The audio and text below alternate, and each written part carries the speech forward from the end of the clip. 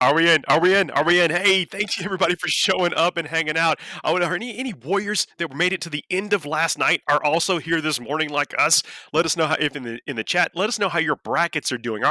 We understand that a couple of brackets have already been shattered beyond recognition.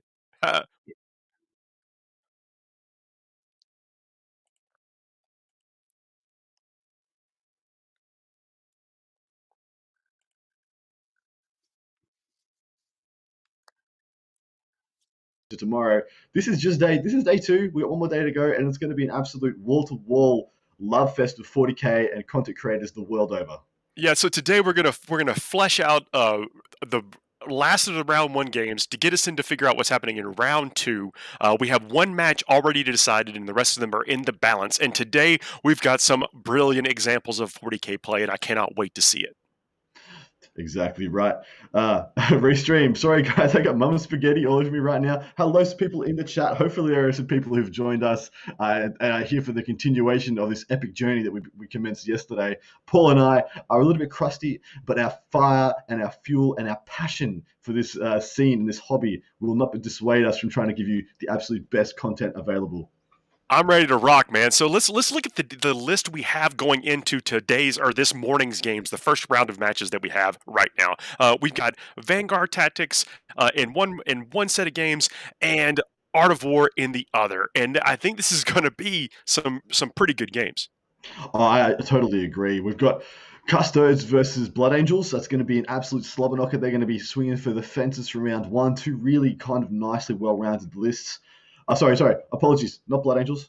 It's Stephen Box has called his army list. I can't believe it's not Blood Angels. It's actually Sisters of Battle. They're still going to be a slobber knocker. A lot of repentia, a lot of melee aspects to this unit and these armies. And man, yeah, I just love seeing some Custos on some tables. They're so much fun to call as a streamer, and it's always such a glorious spectacle to see their units and armies doing a lot of work. As for our Art of War, I'm not actually quite sure which game we've got.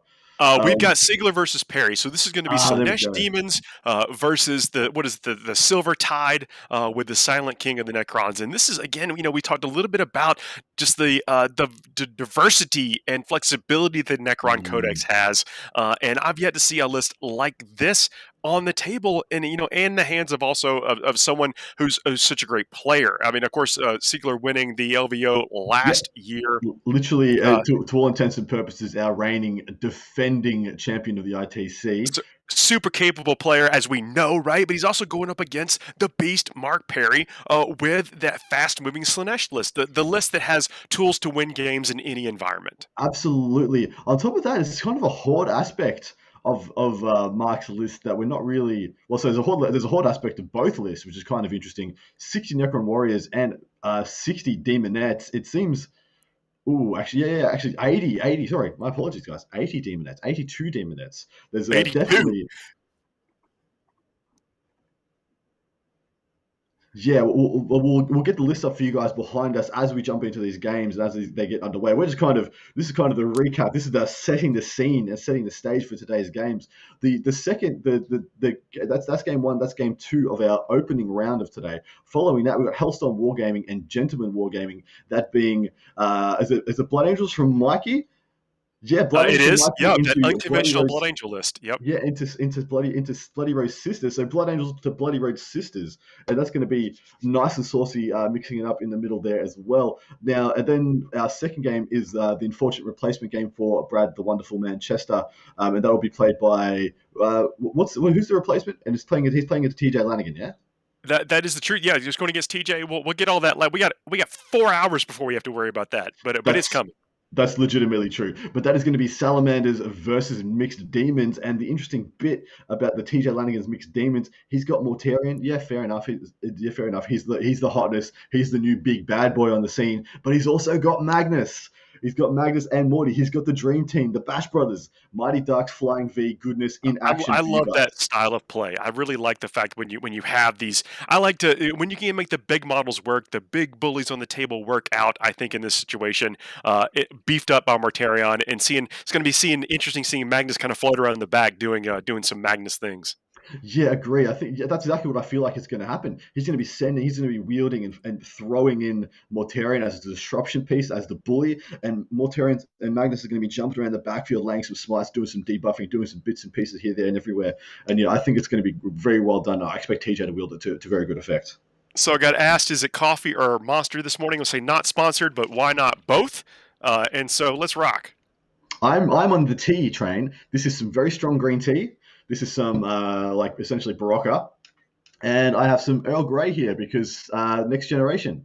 See, they thought that I was the refined one. Nope, you are the culture. Who would have thought the Australian would be bringing the culture? What world is this?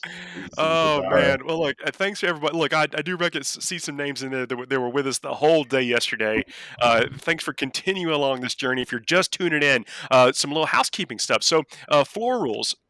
So as you know, that these are people playing in their bubble, very Mm. COVID safe, people that have been interacting with each other the whole time, and they're playing list. And then once whoever wins this game, that list then moves on to the next round of the tournament. It may not be piloted by the same person, so we're going to get to see the pilots of the architects of the list in the early rounds. But then those lists are going to kind of take on a life of their own. We are allowing the architects of the list to speak with the new players of the list as we move forward in the rounds. Completely okay. Um, and we're saying paying respect to the times and things. This is going to be a competition style that you would have seen at the Las Vegas Open. That's what we encouraged them to make lists that they thought had a good shot at going deep in that tournament. So this might Mm. not be exactly what the top 16 would have looked like, but I think actually we're pretty close. Yeah, I agree. I think we're pretty close as well, and it's definitely a good shot of them, a snapshot of the meta and what these top players and streamers think is competitive. That we've got this prevalence of, firstly, Space Marines, secondly, inside Space Marines, Blood Angels, and Sisters being kind of the two most prevalent factions within our top 16. But then we have some outliers. We've got Siegler playing Necrons. We've got quite a few strong Chaos lists, which is very interesting. Mark Perry, my man Liam Hackett, and TJ Lanigan, all wielding essentially a different version of Chaos Demons with some Chaos Space Marines intertwined at times to very good effect in a lot of ways. That Chaos Space Marines have made it out of the first bracket already. They're going to be playing off against another outlier, a single list of Grey Knights in our top 16. That's going to be a very Yeah. interesting game later today as well. So the Orcs didn't make it out of round one, and I know there's a lot of people out there disappointed. But they also went up against a couple of just rock solid lists that have lots of tricks, and in the case of the Chaos Space Marines, just raw power. One Yeah. more thing is that we are actually doing this for charity. So on the Las Vegas Nopen.net website, you can go and check out the charity link. We had some just absolute phenomenal response from people yesterday, getting that total up for a great cause. Not a requirement for, of course, for hanging out with us, but if you're in a position to be able to kick in for the charity and you didn't know this, part of what we were doing here, please check it out. It'd be kind of cool to see that tick up over the course of the day. Also, please participate in the Gleam campaign that we have going on. The Glean campaign is a way to show some support to all the contributors and partners and streamers like that, Mm. sponsored by Frontline Gaming, who, we wouldn't have the Las Vegas Open if it wasn't for them. And really cool that they're able to put that together. You could win a gigantic shopping spree as well as a few other prizes along the way just by going to participate in the Gleam, which gives some thumbs up and stuff to the people that are putting this on behind the scenes. Yeah, exactly right. Please spread the love. Jump in, jump onto the Gleam. You're just gonna get rewarded for doing the things that are going to be supporting these incredible content creators, for putting in the hours, putting in the time to get prepped. There was a ridiculous amount of effort that went into this event. I don't need to get that across to you guys, but these content creators, all of them unanimously gave up their time, gave up their free time. A lot of the things they're doing for us now are things these content creators usually charge for. Usually they have it behind paywalls, or they're for specialists or for the coaching clients, etc., etc.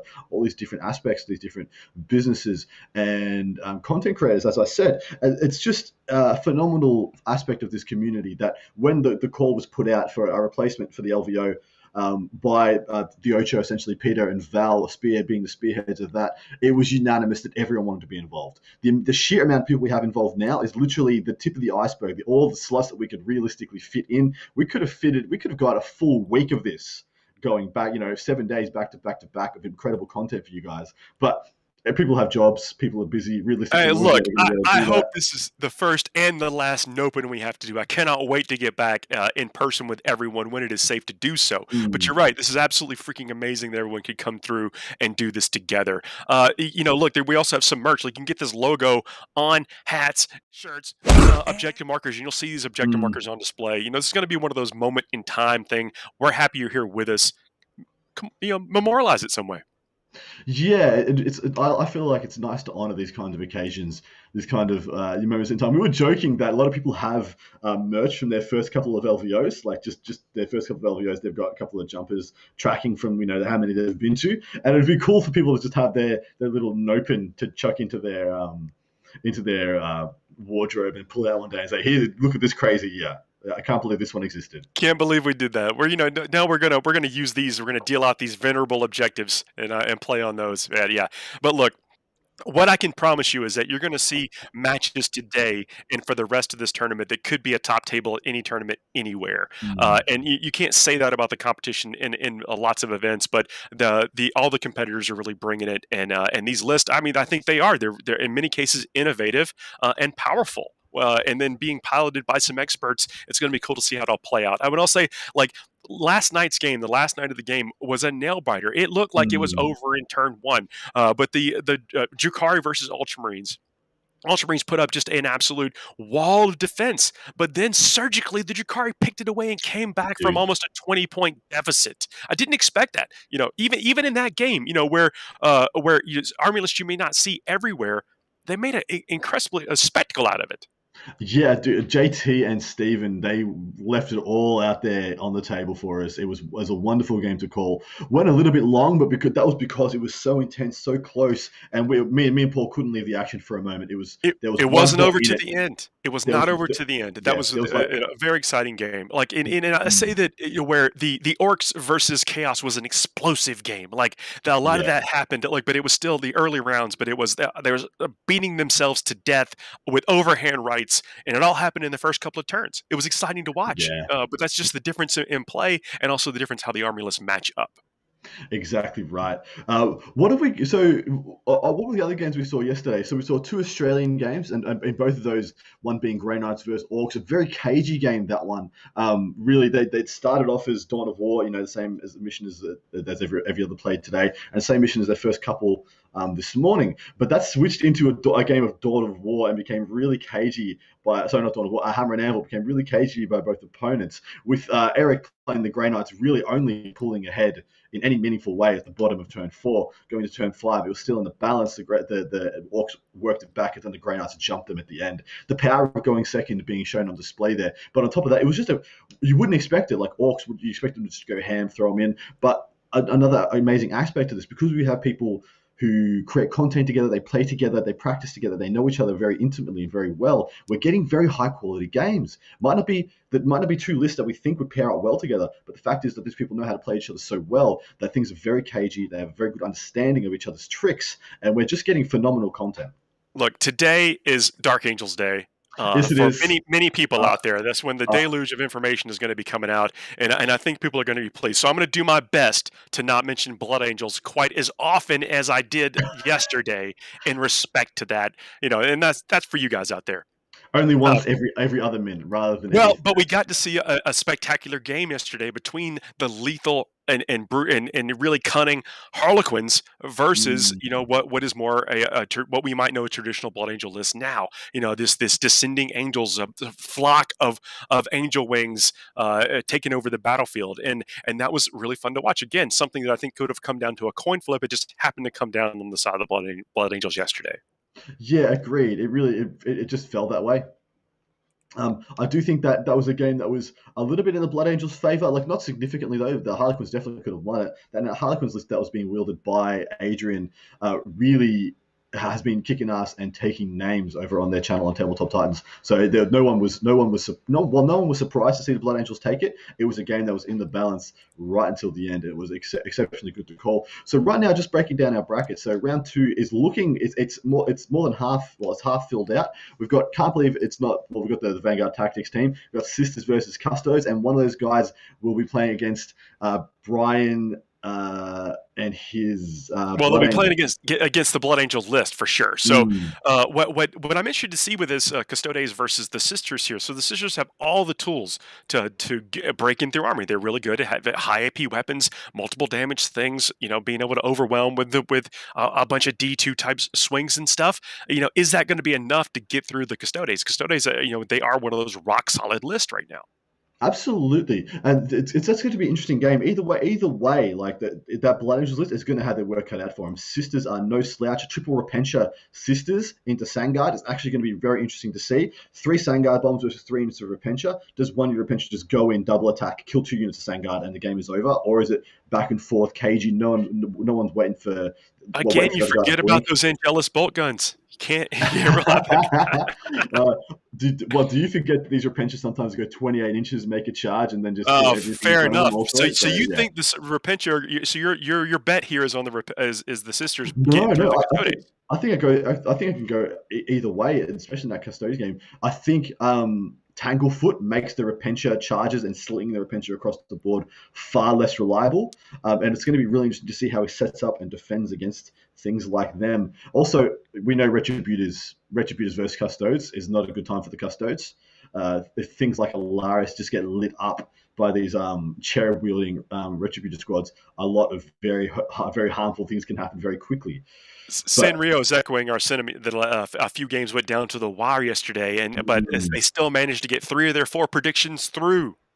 well done to them. They're doing a lot better than some people. A lot of people are just like, oh man, what was I thinking? Yep. But yeah, it's really good. Anyway, well, after this one is filled out, Paul and I are going to be doing our predictions for the semi-finals, and the winner of whoever gets it closest to the end, the overall winner, is going to buy the other one Caesar's buffet next time we get to go to Vegas together, baby. So yeah, a little bit on the line between the two of us as well. I think I'm batting 1,000 so far with predictions. You're just smashing it out of the park. You think? We'll see. We'll see. We'll see if that carries through. Because if anything, if yesterday taught us anything, it was a coin flip in a few of those things and just blind luck maybe with some of these choices. Yeah, and sometimes we were just being foils for each other. Yeah. I did get my JT pick right. I think that's the only pick. Yep. Oh, that and the Grey Knights are the only picks I got right yesterday. I picked my boy Eric Lethouris and I picked my man JT McDowell. Wonderful, wonderful gentlemen both. Interesting one, JT making it through with Drakari. I think we're all pretty happy deep down to see Drakari progress. I don't think anyone would have minded to see the Ultramarines go through, but I think everyone was just like, oh, Drakari need the love, pull it through JT, and the man did. But at least that's with my sentiments. And he Well, will be think about playing it. either. Oh, go ahead. Sorry, go. No, no. He I will be said, well, playing think about it this either. way: is that so? With we'll get this. Look, we'll Uh, get it. But with some people have made some choices on what they think is going to go deep into the tournament. But it sometimes is what you get through. You have to get through one of these things, and then you just take off like a bandit, through the rest of the hmm. bracket. And so I think some of these early round games may have been the hardest for the list architects to get past. Yeah, well, in all honesty, a lot of the time, it is going to be the hardest game for them, is because they're playing a guy who knows their army the best. The most likely person to be able to pick apart their army is like the person they've been playing against all the time. E.g., the same as Brian versus Adrian. These guys literally play like 3 or 4 games a week against each other. If anybody's going to be able to undo your best plays and stop your army working at its peak performance, it's going to be the guy you play against all the damn time.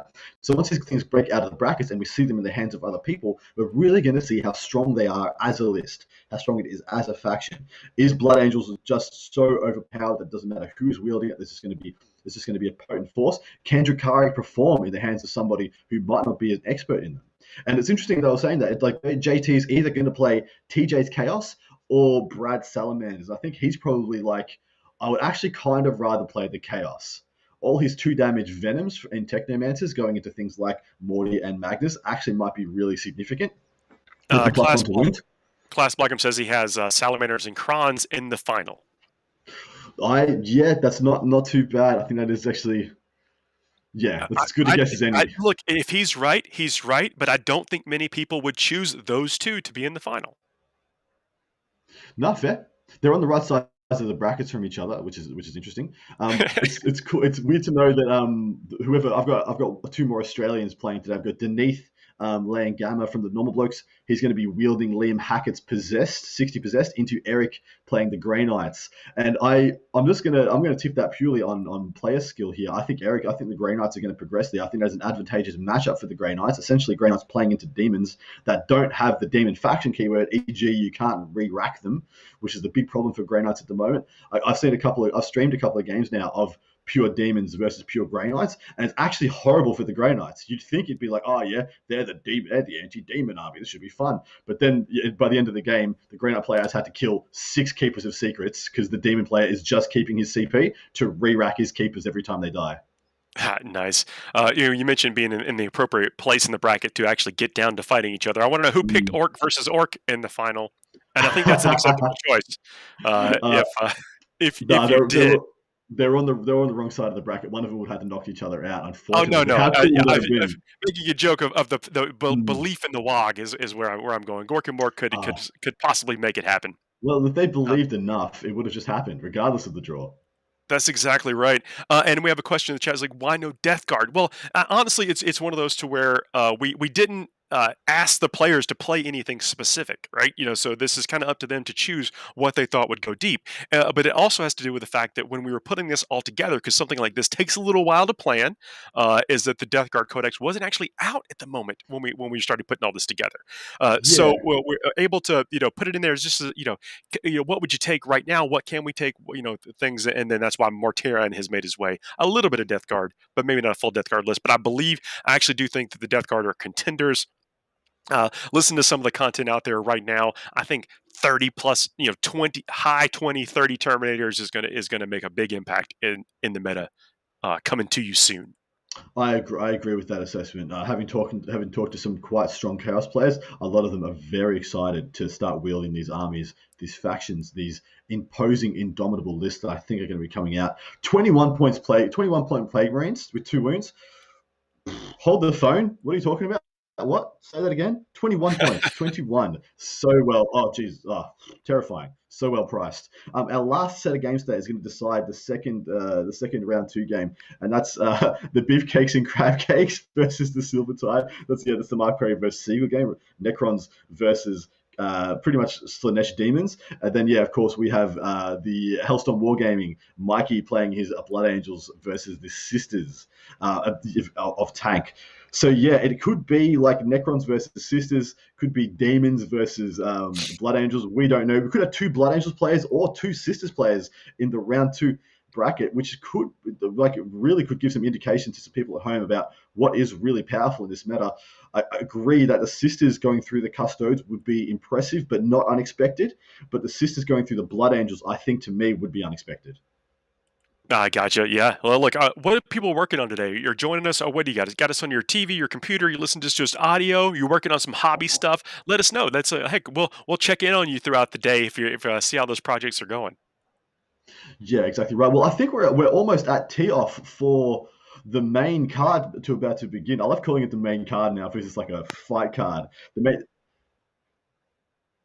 Yeah, so I think we're gonna jump down from this. We'll have a 5 or 10 minute break. We'll reset, re-rack, and we'll see you guys soon with the mains up. That'll be Art of War, Siegler versus Mark Perry, and the Vanguard Tactics, Mr. Stephen Box versus opponent. What's Stephen Box's opponent's name? Let me just double check. I don't It's want to do him a Joey, disservice. I believe. Joey, Joey Yep. Coles, yeah.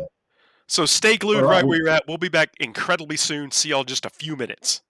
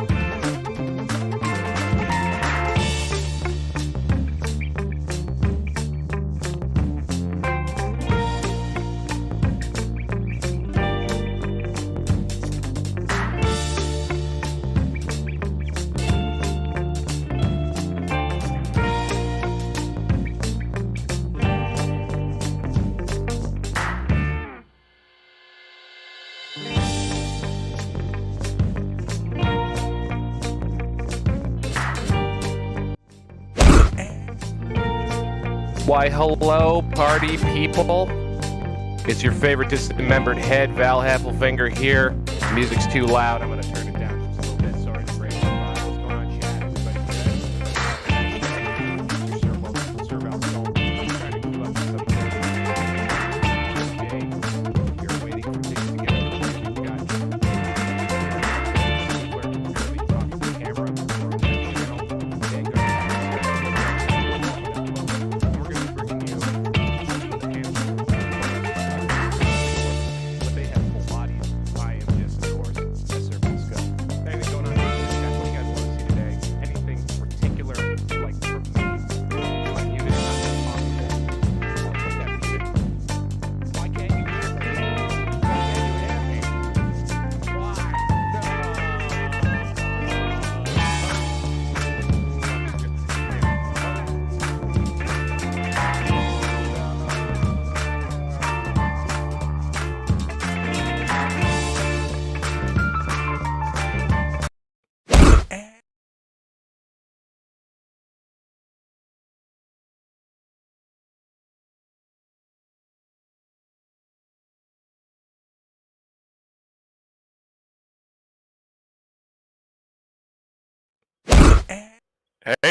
Hey, how about that? That was an experience.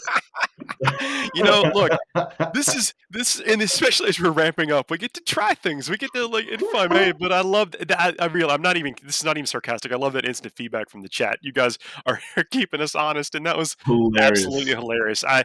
I think that's what we needed to break a leg, as they say in show business, and we can get And look, on with it. we're still trying a lot of things. We're still experimenting. This is the first time I think anything like this has been done in this kind of format where we're bringing together, well, for in our scene, in our game, in our community, where we bring together all these disparate, different people across the world, linking all these streams together. Right now, we have one stream from Florida. We have one stream from England. We have one gentleman sitting in Atlanta. We have one gentleman sitting in Melbourne, Victoria, Australia. And all four of those different locations are being streamed together and beamed into your eyeballs through another stream. I love that Yeah. yesterday you said that's up in Queensland, and I'm like trying to do math. I'm like, that's not. Is it up? Where is it down? Like it's like for me where I am, So I'm at the bottom of the land down under, just above the island. I'm like directly above straight above the island. I'm in Melbourne, the city above there, and then Brisbane is like straight up the west coast, like halfway up the country. And so yeah, they are above me, but yeah, below literally everybody else in the world. Yeah, pretty cool. So yeah, don't worry, we're going to bring Val back. The Sir Val skull will be in full effect. And guys, he said something amazing, and I can't tell you what it was. He'll have to do it again later in the broadcast. New concept: silent hype man. Only Val is fit for this role. That's we're breaking all kind of barriers, setting new trends here. Everyone's going to be wanting their own silent, disembodied hype man. Yeah. Oh well, speaking of Which chaos, like to pull? Yeah, let's. I want to see Good what's segue. happening with the Art of War stream. Yeah, let's jump If over. we We'll can give you guys a rundown see of if we the can cue that list. up. Let's go to, if we can, let's go to the actual stream. So what we're going to do, if you're just joining us today, we're going to be able to bring up the partner streams behind us or on the screen, and we'll give some commentary on what we see. You can also check them out on their individual streams with them running it, and maybe hear what's going on with them. Some people have been dual screening, get to see both, hear us jibber jabber and tell us how wrong we are about what's happening over there. But hey, look at those amazing objective markers. You can get they are pretty. all the. We mentioned the charity, and I think we've actually. Thanks for everyone who's kicked in the last couple of minutes. But we're over 4,500 USD in charity at the actual donation. But the merch and stuff, all the profits from the merch also go to charity. So, like, if you're looking to pick up anything or just kick in. That's great. If you can't, also, thanks. We'd rather have you here joining us no matter what. Exactly right. And it looks like we are straight into the top of turn one with Mr. Mark Perry going first. I think he's just locating a bit of his ranges, just checking out where he needs to be, possibly staying out of denial ranges for his psychic powers. Really interesting couple of lists by these two gentlemen. I would like to note Mark Perry is wearing his Swamp Man, Florida Man best gator hat.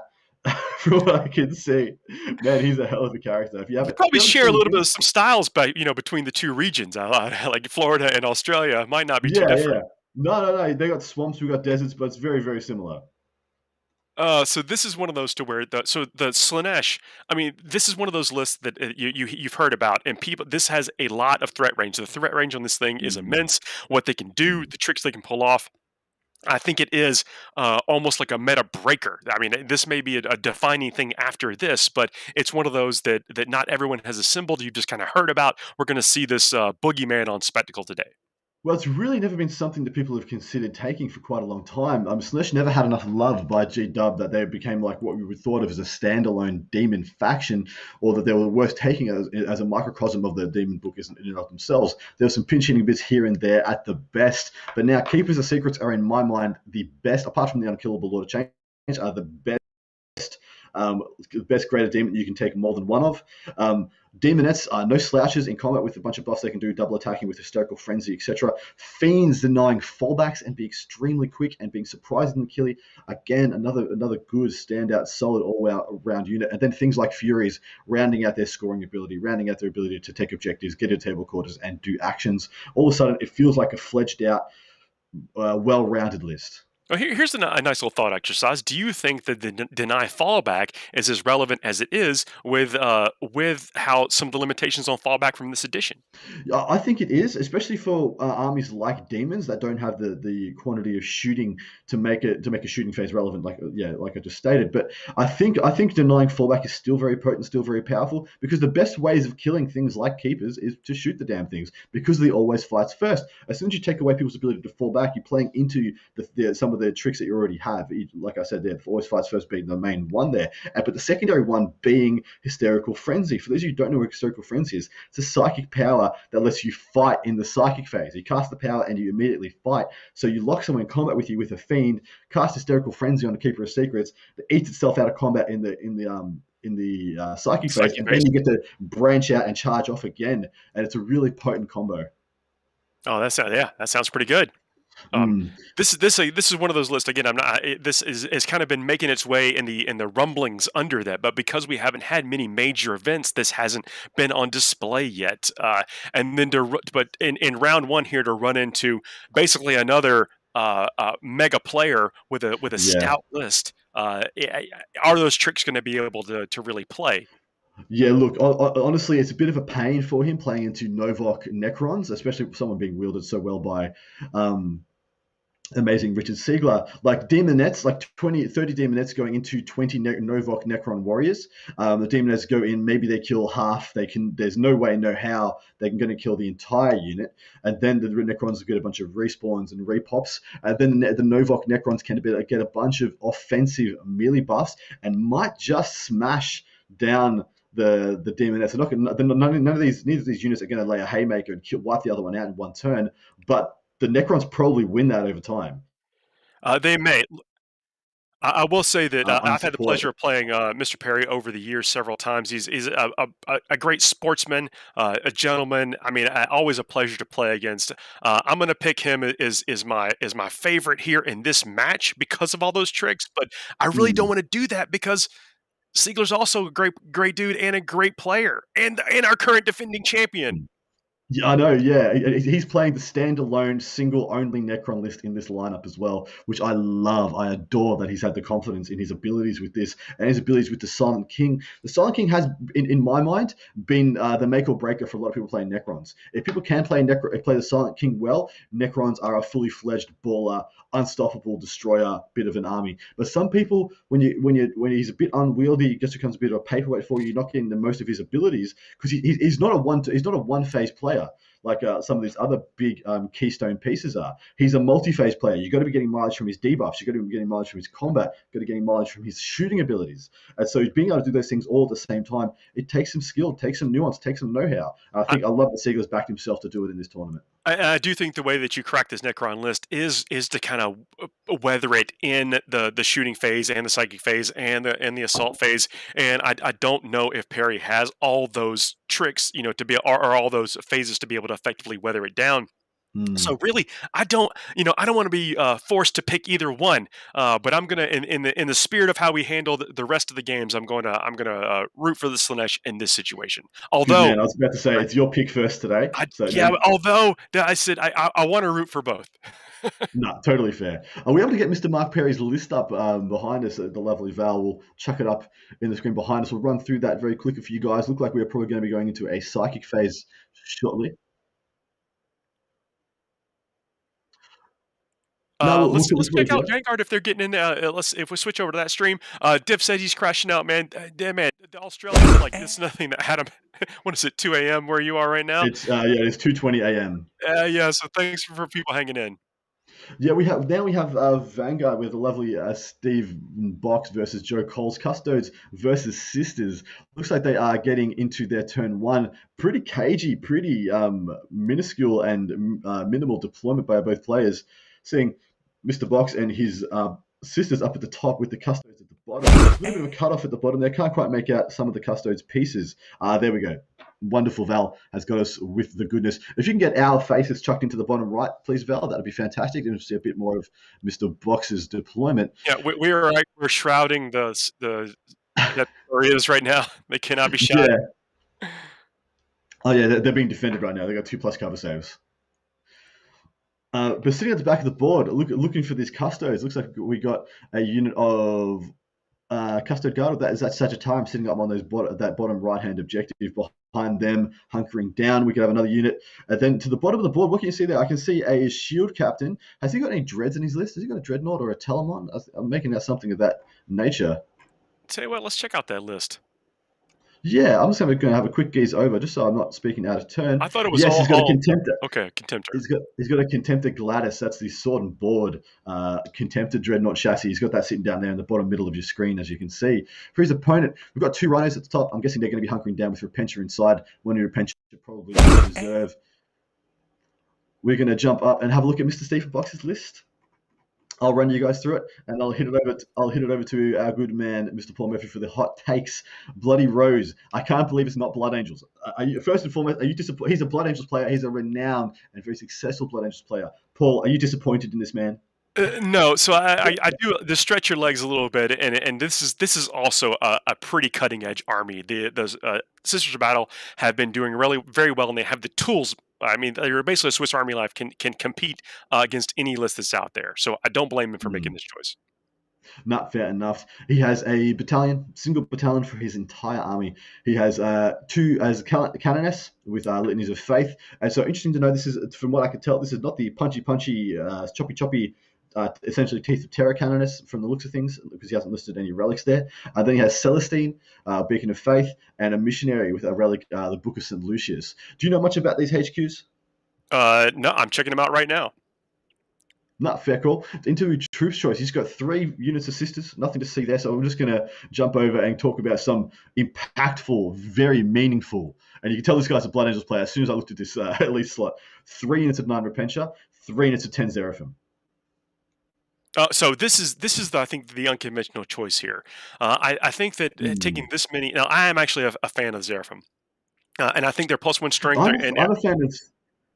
Yeah, go ahead. +1 strength, and then get a +1 to wound strat, and they always re-rolls to wound. So they're going to be strength 4, strength 5, Bloody Rose, a bunch of extra attacks, a bunch of +1s to wound and re-rolls to wound, all these things. They could do a lot of work, but this is the unconventional choice. Taking 30 of them, I haven't seen it in a list before.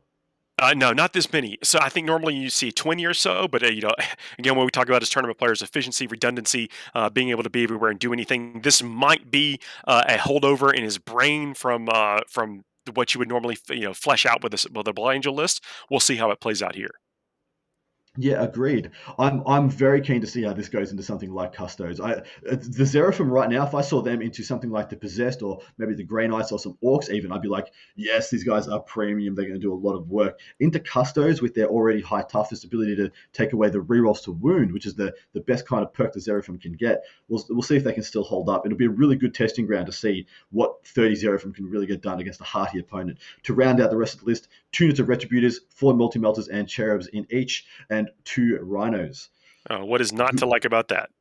It's a good list. It's a very hard skewed melee list. Like usually you'd see another unit of Retributors, but he has made the conscious decision that suits his playstyle, that more jumpy troops is more jumpy troops, and why shouldn't I take more jumpy troops? Look, and as quick as you were talking about, I'm able to get up everything in the app. So that's one benefit of this on the fly. Yeah. Rule searching, special rule Exactly searching. right.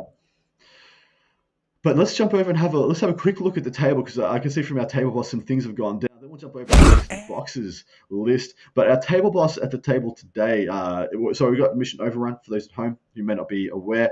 Mr. Stephen Box, just to give you guys the hot take on his secondaries, he's gone for Banners, Engage, and While We Stand, We Fight. Now, Banners is something that's been taken unanimously by the vast majority of players in this mission. Being able to deploy onto 3 objectives, raise 3 banners turn 1 is a very strong position to take by any player, and there's no surprise that both of these players have taken it. Engage is interesting for him. He does have a lot of things he can sling around. The Zeraphim are very quick, and the Rhinos will enable him to get engaged reliably. The While We Stand, We Fight. Just going to have a quick look. What do you think those are? Are these the Zeraphim or are the Retributors? It could be Celestine as well. Highest point unit, right? Yeah, I don't have the breakdown on the list that I have here, so maybe someone in the chat can let us know. I've got a feeling it's the Zephyrim. Sorry, I keep saying Seraphim. I think it's Seraphim, but there's Zephyrim. Apologies. The Zephyrim I think it might 185 points apiece. Okay, it might not be. It might be the Retributors. Retributors are 155 points apiece, so it would be them. Yep. Celestine coming in like in the middle of that at 170 points. So it is the Zephyrim. There we go. Pretty much all but confirmed. Just looking for the table here. From our table boss, we have had the updates. The Custodes win the roll to go first. They raise banners and position themselves for defense. Joe's Custodes open up on one of the Rhinos filled with Repentia. The Rhino goes down and lost 3 Repentia to the pile out. That's actually pretty rough. That's 3 1s on 9 dice. Very unlucky there for Mr. Box. Look, that is why we roll the dice, and look, and while we stand, we fight with things that you plan on throwing into the mix. I don't know if I would have chosen that. Well, we'll see. Maybe he doesn't plan to throw him into the mix now. Now that he's taken While We Stand, We Fight. He's seen what his opponent is doing. He's seen a few other things, and he knows he's up against Custodes. Maybe he knows. Maybe these players know each other so much that he knows the Custodes will not be slinging, will not be engaging until they absolutely have to. I will say, if we see a very neutral game from these two guys, Stephen Box probably wins at the bottom of turn 5. He'll probably sling, take one objective, get a 15, and win the game. Let's hope there's a bit more interactive and a bit more play there. But we'll chuck up the Custodes list when you get a chance there, Val. You mentioned that with like safe play, like how do you play safe, and how do you make it through to the next round, and that's part of what you sometimes have to think about in a tournament. I think sometimes, and look, you may be there just for the glory, and it wouldn't be cool ifs, but part of the playing the mission is making that right tactical choice every time, and sometimes it's defensively not exposing yourself to harm, taking the safe points, and not going for those stretch points. Yeah, I agree. The interesting thing to take into account in this event is that these players have a couple of different roles. A lot of the players are wearing a couple of different hats. Not only are they producing lists and writing lists that they think will go deep into this one, and everyone wants their list to be the winning one, in someone else's hands, of course, but they want to be like, hey, that was my list, I wrote that. Oh, the architect, right? Well. Yep. Yeah, but they're not going to be playing it all the way through. So they've got to contend with a player to get through the round 1. They've got to contend with a player they know very well, who knows their list and how they play intimately. They've got to wear the hat of a content producer and create engaging, meaningful content for the people watching their channel, and they have to represent their list well enough that it makes it through this event. So there's a lot of different hats at the same time. Got to make the right tactical choice, but the entertaining choice for my viewers. Got to do this, got to do that, got to do that. So yeah, a lot of consideration for these guys. Jumping over to the Custodes list. Sorry, Paul? Yeah, and there's been some comments that the style of play we were just talking about kind of puts the aggression onus on the Custodes player, which potentially gets them out of position, and which allows some of these faster moving units from like the Zephyrim or Celestine to be able to go in there and make a dent in them. Yeah, agreed. I mean, there is definitely some abilities by the Custodes to sling and to get in there and commit quite quickly. All right, jumping in. We have Shadow Keepers, so they have the -1 strength, reactive stratagem. Would love to have seen this one be the 3d6 charge, lads, but then that'd be tailoring for the matchup and whatever. Trajan Valoris, captain on Dawn Eagle Jetbike, captain commander, Indomitable Constitution, so there's the extra wounds, 10,000 heroes, superior creation, 5+ in Feel No Pain, and then the Auric Aquilus. So he has a 3+ invulnerable save, a 5 Feel No Pain, and like 8 wounds. This guy is really hard to kill, extremely hard to kill. The only last little nail that you can put on that guy would be to give him Victory of the Blood Games in addition, which he may have done at the start of the game. For troops, he has a unit of 5 Custode Guard with 2 Sentinel Blades, 2 Storm Shields, and 3 Spears. 2 units of Sagittarium, both can have having Misericordia, so they can do some punchy goodness in combat.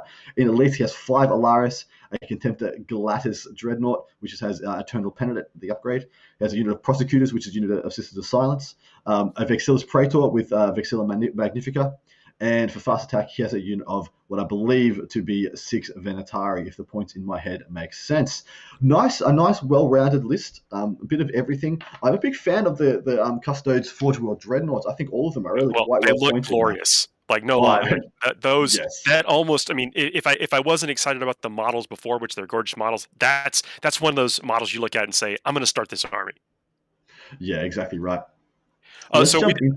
well, the Zephyrim, I want to talk a little bit about them since I think they will be a critical point in this. I don't think we talked about that they get a bonus to their invulnerable save. So they're one of the units you can push up to that 4+ invulnerable save, which stacks up really well against high AP weapons. Which guess what? The Custodians have a lot of those. Yeah, exactly right, man. You can just see that moving as a blob, like circling Celestine as they fly up the table together, which would be sick to see on stream. Yeah, so that's one of those things where the Custodians, you pay a lot for all. They have a lot of innate abilities. They have Mm. a high number of wounds, great weapons, great armor saves, sometimes storm shields, the invulnerable saves, and that kind of stuff. You pay for that, and anytime that you can nullify some of that expense points wise to give yourself a little bit better matchup with something like an invulnerable save that you kind of got on the cheap, or just innately because of something else, is pretty good. It makes them a better matchup. We have a look at the table, please, Val. Chuck it up behind us. I'll see if the table boss has got any updates for us from this game. We have had a request for a little bit less frequent of screen changes, but we got to go to where the action is. That's for sure. Sorry, sound effect. We're working on that. We got a lot of buttons.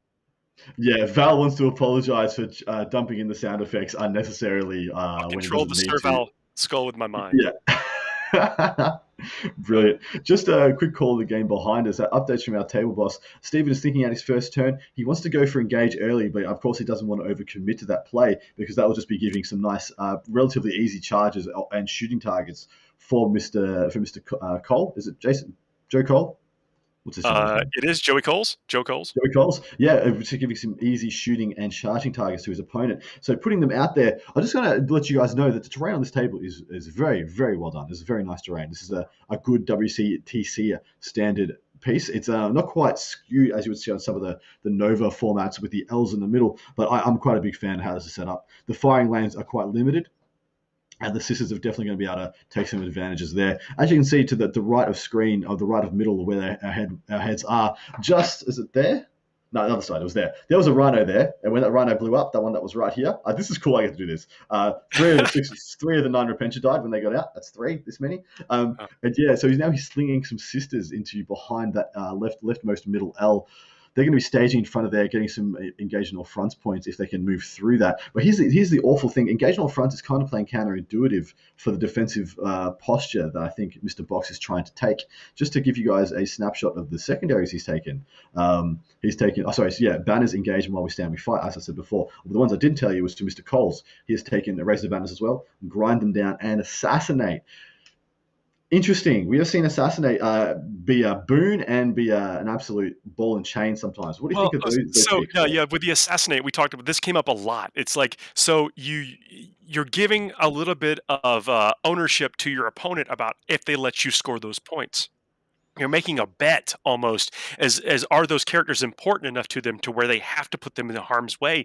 And what we almost saw categorically in the games yesterday is that they weren't. They're like, I'm not going to let you get these points. And it was a little bit of an uphill, even more of an uphill battle for the people that chose that. And I'm not saying never choose that, but when I'm choosing my secondaries, I try to choose secondaries that I don't need permission from my opponent to get, like that, where they have to actively engage me to do it.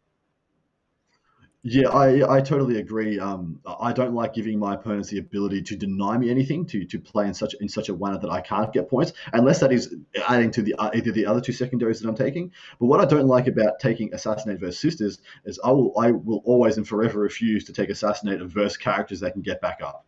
Celestine automatically gets back up, and then all the other canonists and the missionary he's got can just pay CP and then miracle dice to just automatically get back up when they die. Well, And for that reason and that reason alone, I think it was a bit of a risky pick. I know that some of these characters can do that, and some of these characters have auras and they do things, but these characters are also not. I mean, outside of Celestine, aren't really beat sticks. So he could play this entire game with those characters sitting in a corner, and I don't think it would make that Hmm. much of a difference. Yeah, fair, absolutely fair. I mean, the only one that he will want to use no matter what is probably Celestine. Yeah. Realistically, he can sit his missionary and his canonist right in the back, just let them buff some back units, and he wouldn't mind so much. Which I think is probably the issue. Like two of the three characters he has chosen because of the assassinate.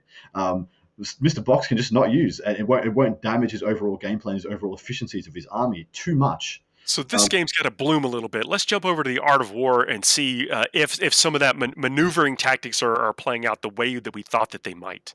well, yeah, this is an interesting one to call because pretty much Perry has to go for it. Yeah, there's no Oh game. no, he can't Yeah, not go for it. But his army's yeah, built to go for it.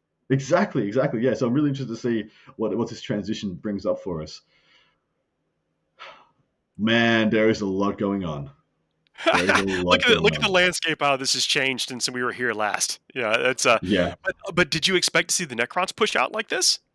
I did from Siegler. Like Siegler is notorious for playing these Necrons quite ponderously, but also being surprisingly aggressive in a lot of situations. So it looks like we're into the bottom of turn one. We're probably going to see a hellacious amount of DACA coming in. No. Sorry, we're into the bottom of turn two. I'm just going to switch over and have a look at our table Looks boss. like some charges have been made here, or is Mm. that a fill in behind that? Is that are they?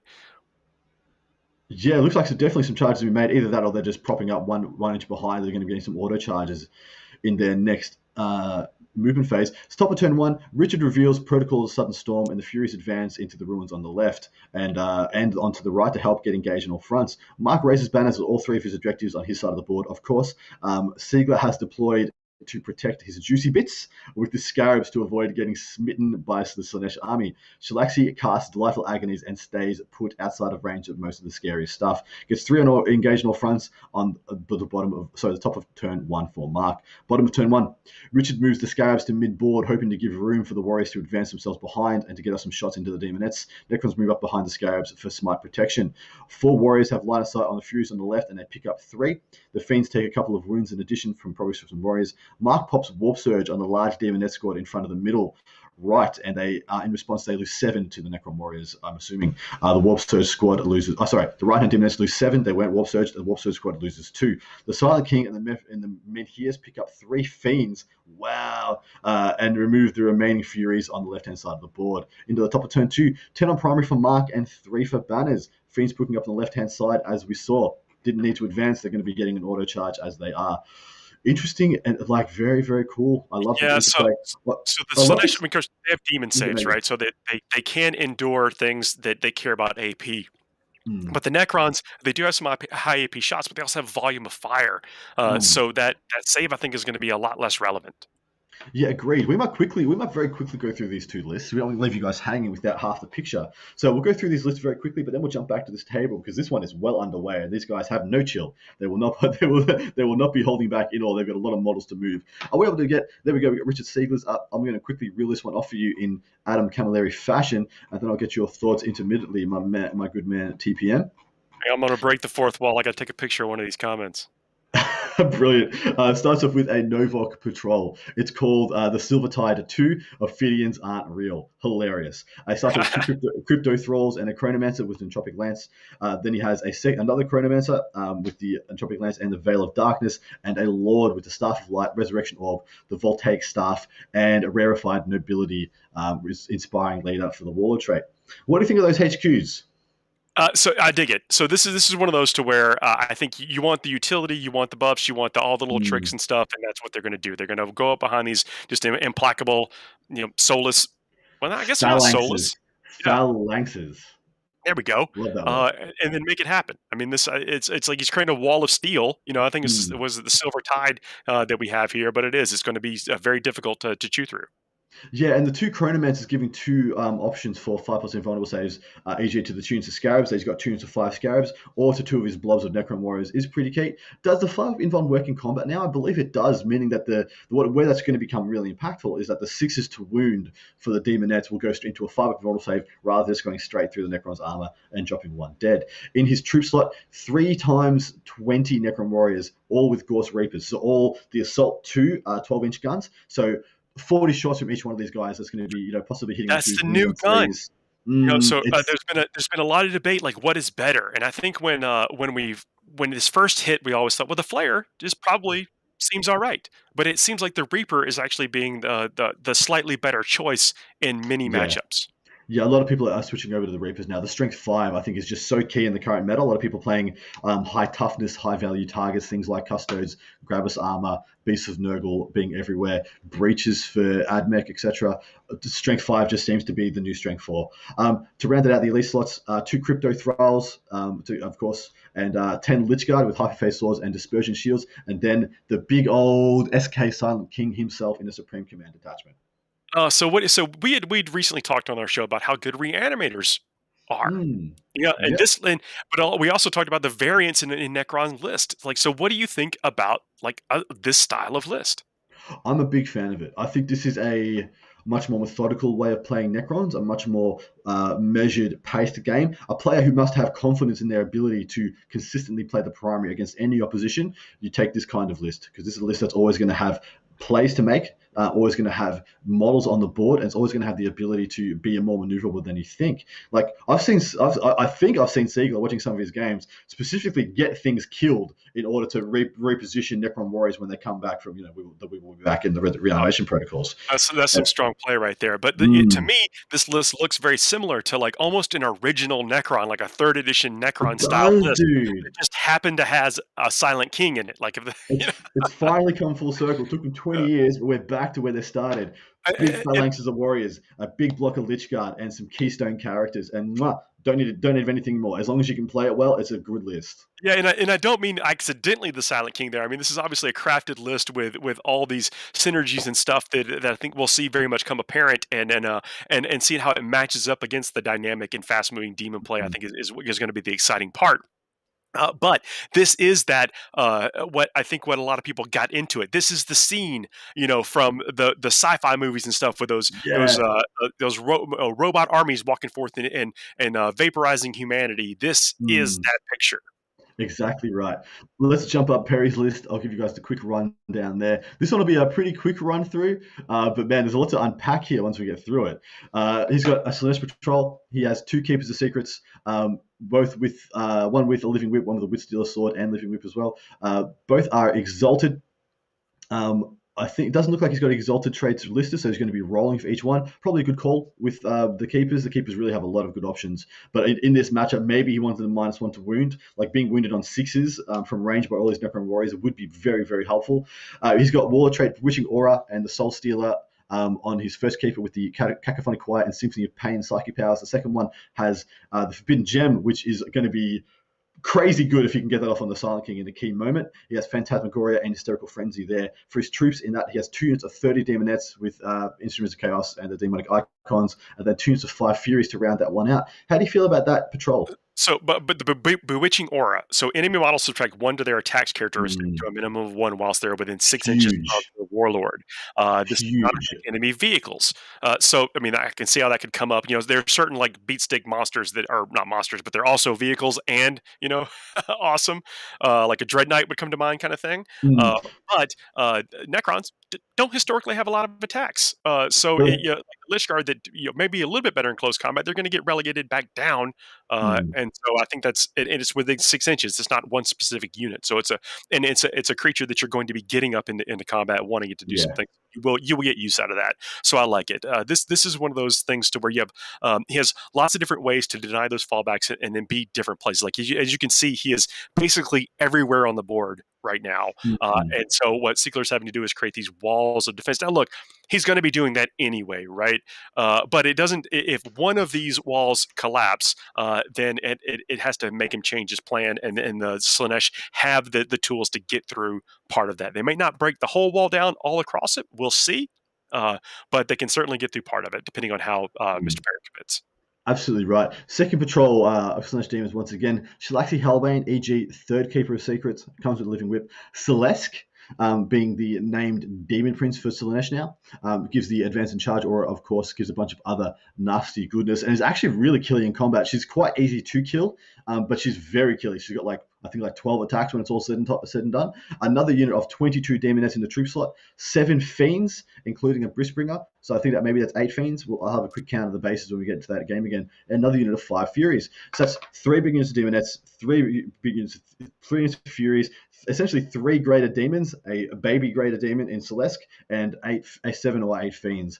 Really good list. I'm a fan of it. I think it's as close to maybe for my taste it's spending too much on Demonettes, but I still think it's a good list. The board control just being there, the action monkeys in the Furies, and then a little powerhouse in the Fiends to go with these big powerhouses in the Keepers. Let's talk about those Furies for a second. So they're a classically just undervalued unit, and I can see that when you look at, but when you're looking also at what you need to happen and win games in 9th edition is actions like you were talking about, is cheap things that can be different places that you don't care if they happen to sacrifice some of their offensive capability. I say Furies kind of low on the offensive, capabilities, but them existing and going doing things for you doesn't dilute from what your main list is trying to do with the rest of the stuff. So I think they're a great choice for Chaos players. I think that Mark is very good at the movement phase. He's very good at moving his figures around, knowing exactly how to position them and where to be. Siegler is as well, as we saw evidenced by his victories last year at the LVO. Yes, I think correct. seeing that those are phases of the game where players can get advantage over other players. They're not going to be able to do that to each other here, so we have to go rely on some other things. And again, just seeing how this unfolds is going to be great. You want to switch over to Vanguard tactics and see what's happening over there? Yeah, sure. Let's jump over and have a geese there. We're going to be coming back and calling on this one, probably a little bit more than Vanguard for the time being. These guys are moving at a certain pace, which is going to come to a crux pretty soon. So we'll jump over and give Vanguard some eyes and some ears and see how we're doing there. Looks like we've had a bit of a stable neutral push-up on the bottom right-hand flank from the Custodies coming out of their little boxes to get some firing lanes. I think they need to do that in response to what Stephen was doing. Otherwise, Stephen is probably just going to run away with the primary and the secondaries. And so it looks like a little bit of a mirror. Still got some posturing up behind these middle terrain pieces. Who's going to blink first? Where's the commitment going to be? I think there is an ability from both players to sling. That Vexilla can deliver a 3-inch charge from the Alaris, but at the same time, at any point, Repentia or Zephyrum can be slung from any terrain piece into combat from these positions. Well, we mentioned that the Custodians have to make a move here. I mean, that's otherwise you're allowing through the line of sight. Like they've got what I think is good terrain on the table. They've got the appropriate level of tournament terrain that makes it functional. It makes it something you have to contend with on the table. But as the Custodians do not get in position, the Sauritas can just be all over the place, scoring points and hiding out with things. So they've got to put themselves in where they can do something, which could potentially cause them to make a misstep and then get swept up by some of these fast-moving things. Absolutely. Update from the table. So Steve was thinking at his turn, he wants to engage early, but that's what he wants to start getting some stuff there. Repentia are pushing up, but trying to stay out of charge range naturally. That's what we saw going up with Celestine in tote behind. The Battle Sisters are all back, and they all chucked up banners. Stephen has had to change his game plan after the Rhino went down. He's positioned defensively, essentially just past the turn. So this turn 1 is over. This is the bottom of turn 2, possibly already as well. Joe has a fairly large score rating into the beginning of turn 2, 10 on primary, 3 for banners, 3 for grind them down, being the only kill that happened in that first round was that one Rhino, giving him 26 total already. That's incredibly strong. So the Rhino, think about this. Rhinos, I think, are positioned to make a strong comeback in the game, because they're moving terrain. They've got a decent toughness, decent save with a little bit of luck. They can last a long time. They can deliver some of these very potent units with brutal weapons, meltas. You name it, flamers, longer range flamers and stuff. So having that pop early on his side of the table, basically not only does it destroy the Rhino, get him the kill, but it strands that Retributor squad. Yeah, the Repentia, they're now on the table, and they pretty much are going to have to go for it. I'll be picked up either this turn or next. Let's have a quick look at the rest of the update from the table boss.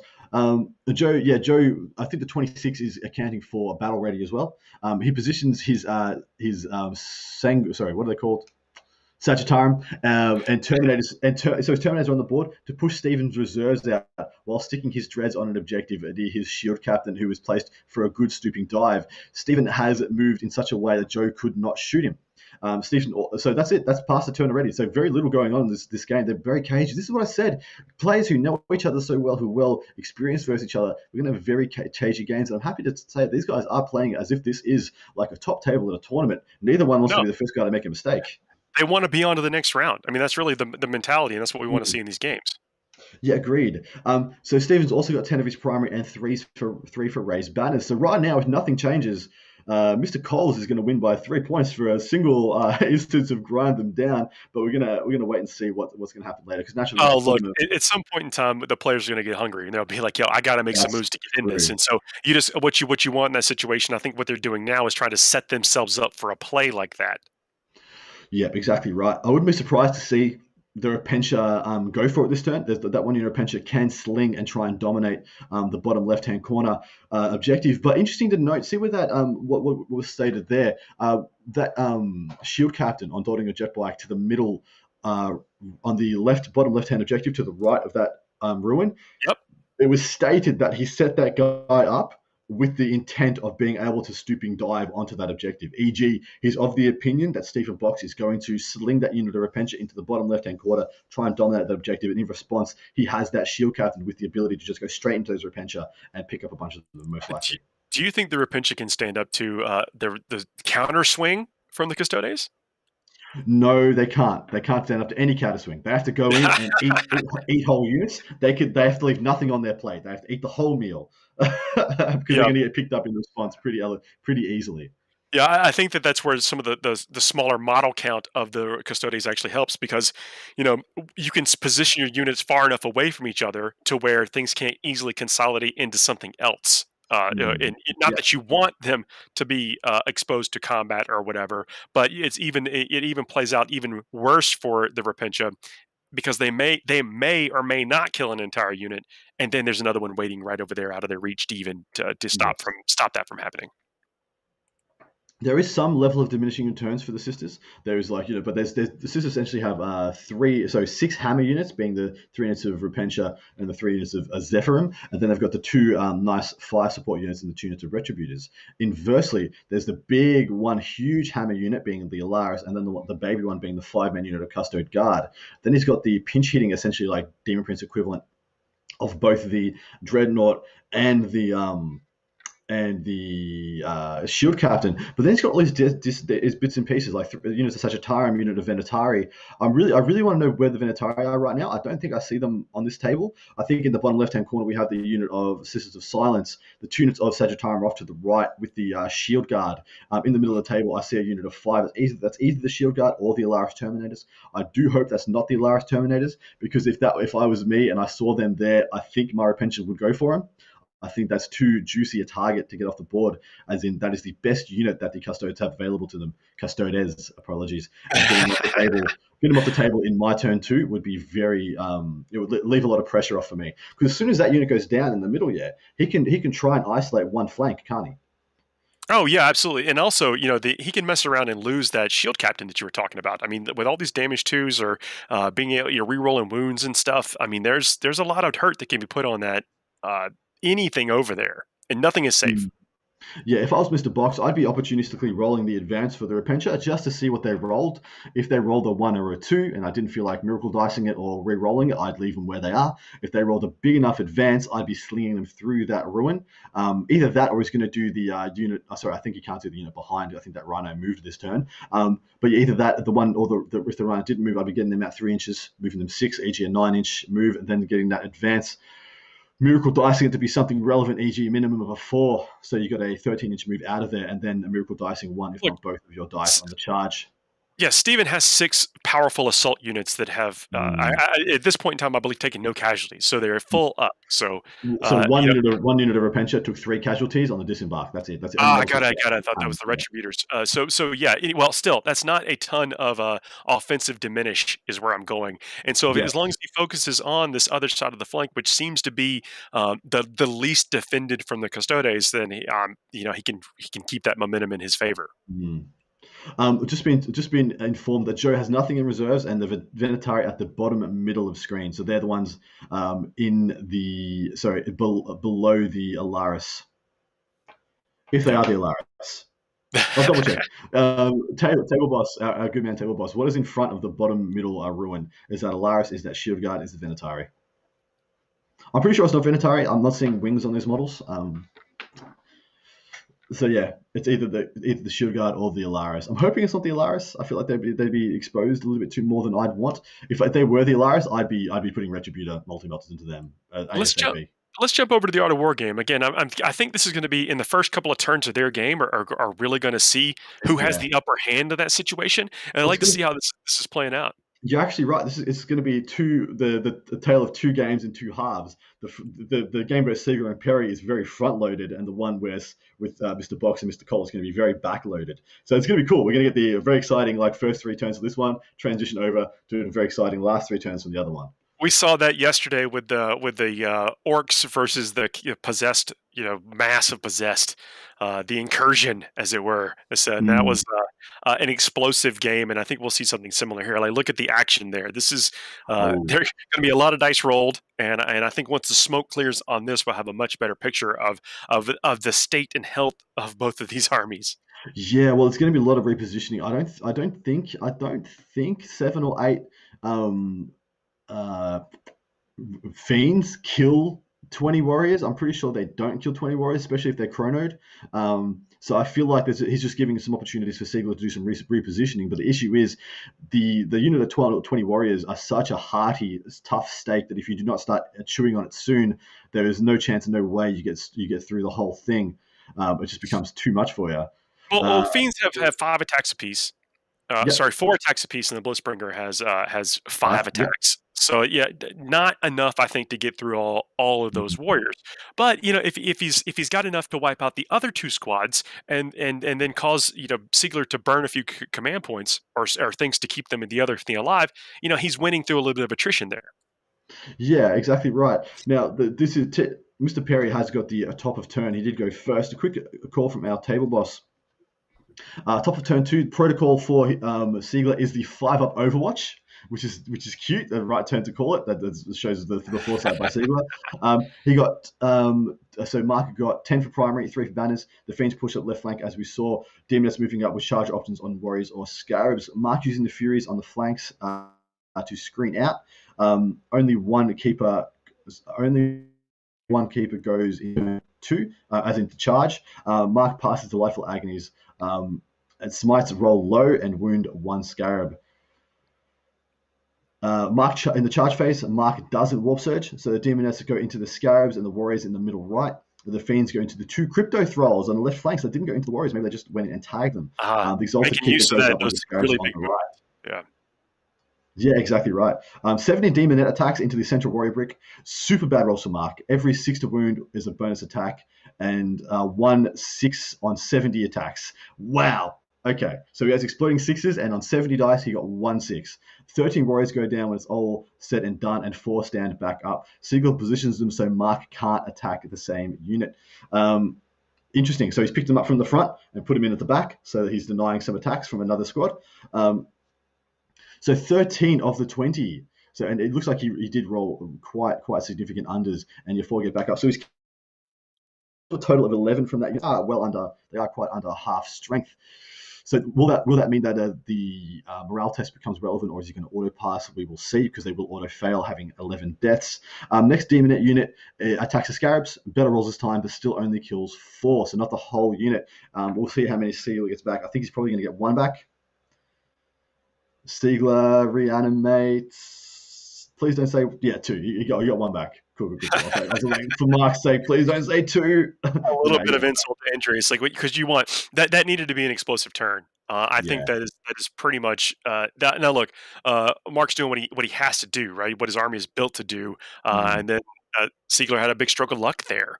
And when you give a great player like Siegler a little bit of luck, things rapidly get out of control for you. Agreed. He's still got a bunch of dice he's rolling here, guys. He's rolling an amazing amount of dice still. So that means probably another unit of demon that has made connection with that other unit of warriors. Interesting to note that I only see 3 bases of fiends. I'm going to read up from our table bosses' notes and see how many fiends went down. But I think he lost a couple. The Silent King killed 3 fiends, so he should have 4 fiends left. But maybe he's lost 1 or 2 to the Overwatch Awesome Attack So I packs feel a in lot there. better about their success if they're going into the what is it? I think the 4 wound character models. The Crypto Thralls, yeah, they're 2 wounds each, toughness 5 with I think 3 up or 4 up saves. That they should pull those down. Yeah. Yeah, Yep. and he's getting those out of the way so the easy action monkeys for the Necrons aren't there. And the Necrons have to use some other things to pick up and pull down banners, do things like scrambles, etc., etc. But quickly, I don't think we went over the secondaries for these gentlemen, so I'll quickly encapsulate both of them at the same time. Siegler has picked a Bore the Witch, which is an interesting choice. That means his greater demons each give him 3 points when he kills them. Code of Combat, e.g., when the Silent King kills a unit, he gets 3 points. And Assassinate, so he's doubling down and killing the greater demons with Assassinate and Code of Combat. So and Aboard the Witch. If the Silent King, this is funny, guys. If the Silent King kills a greater demon, it's auto 9 points in the bag for Siegler. Just bang 9 points. That's pretty cute. That's pretty cool. That's some smart secondary picking.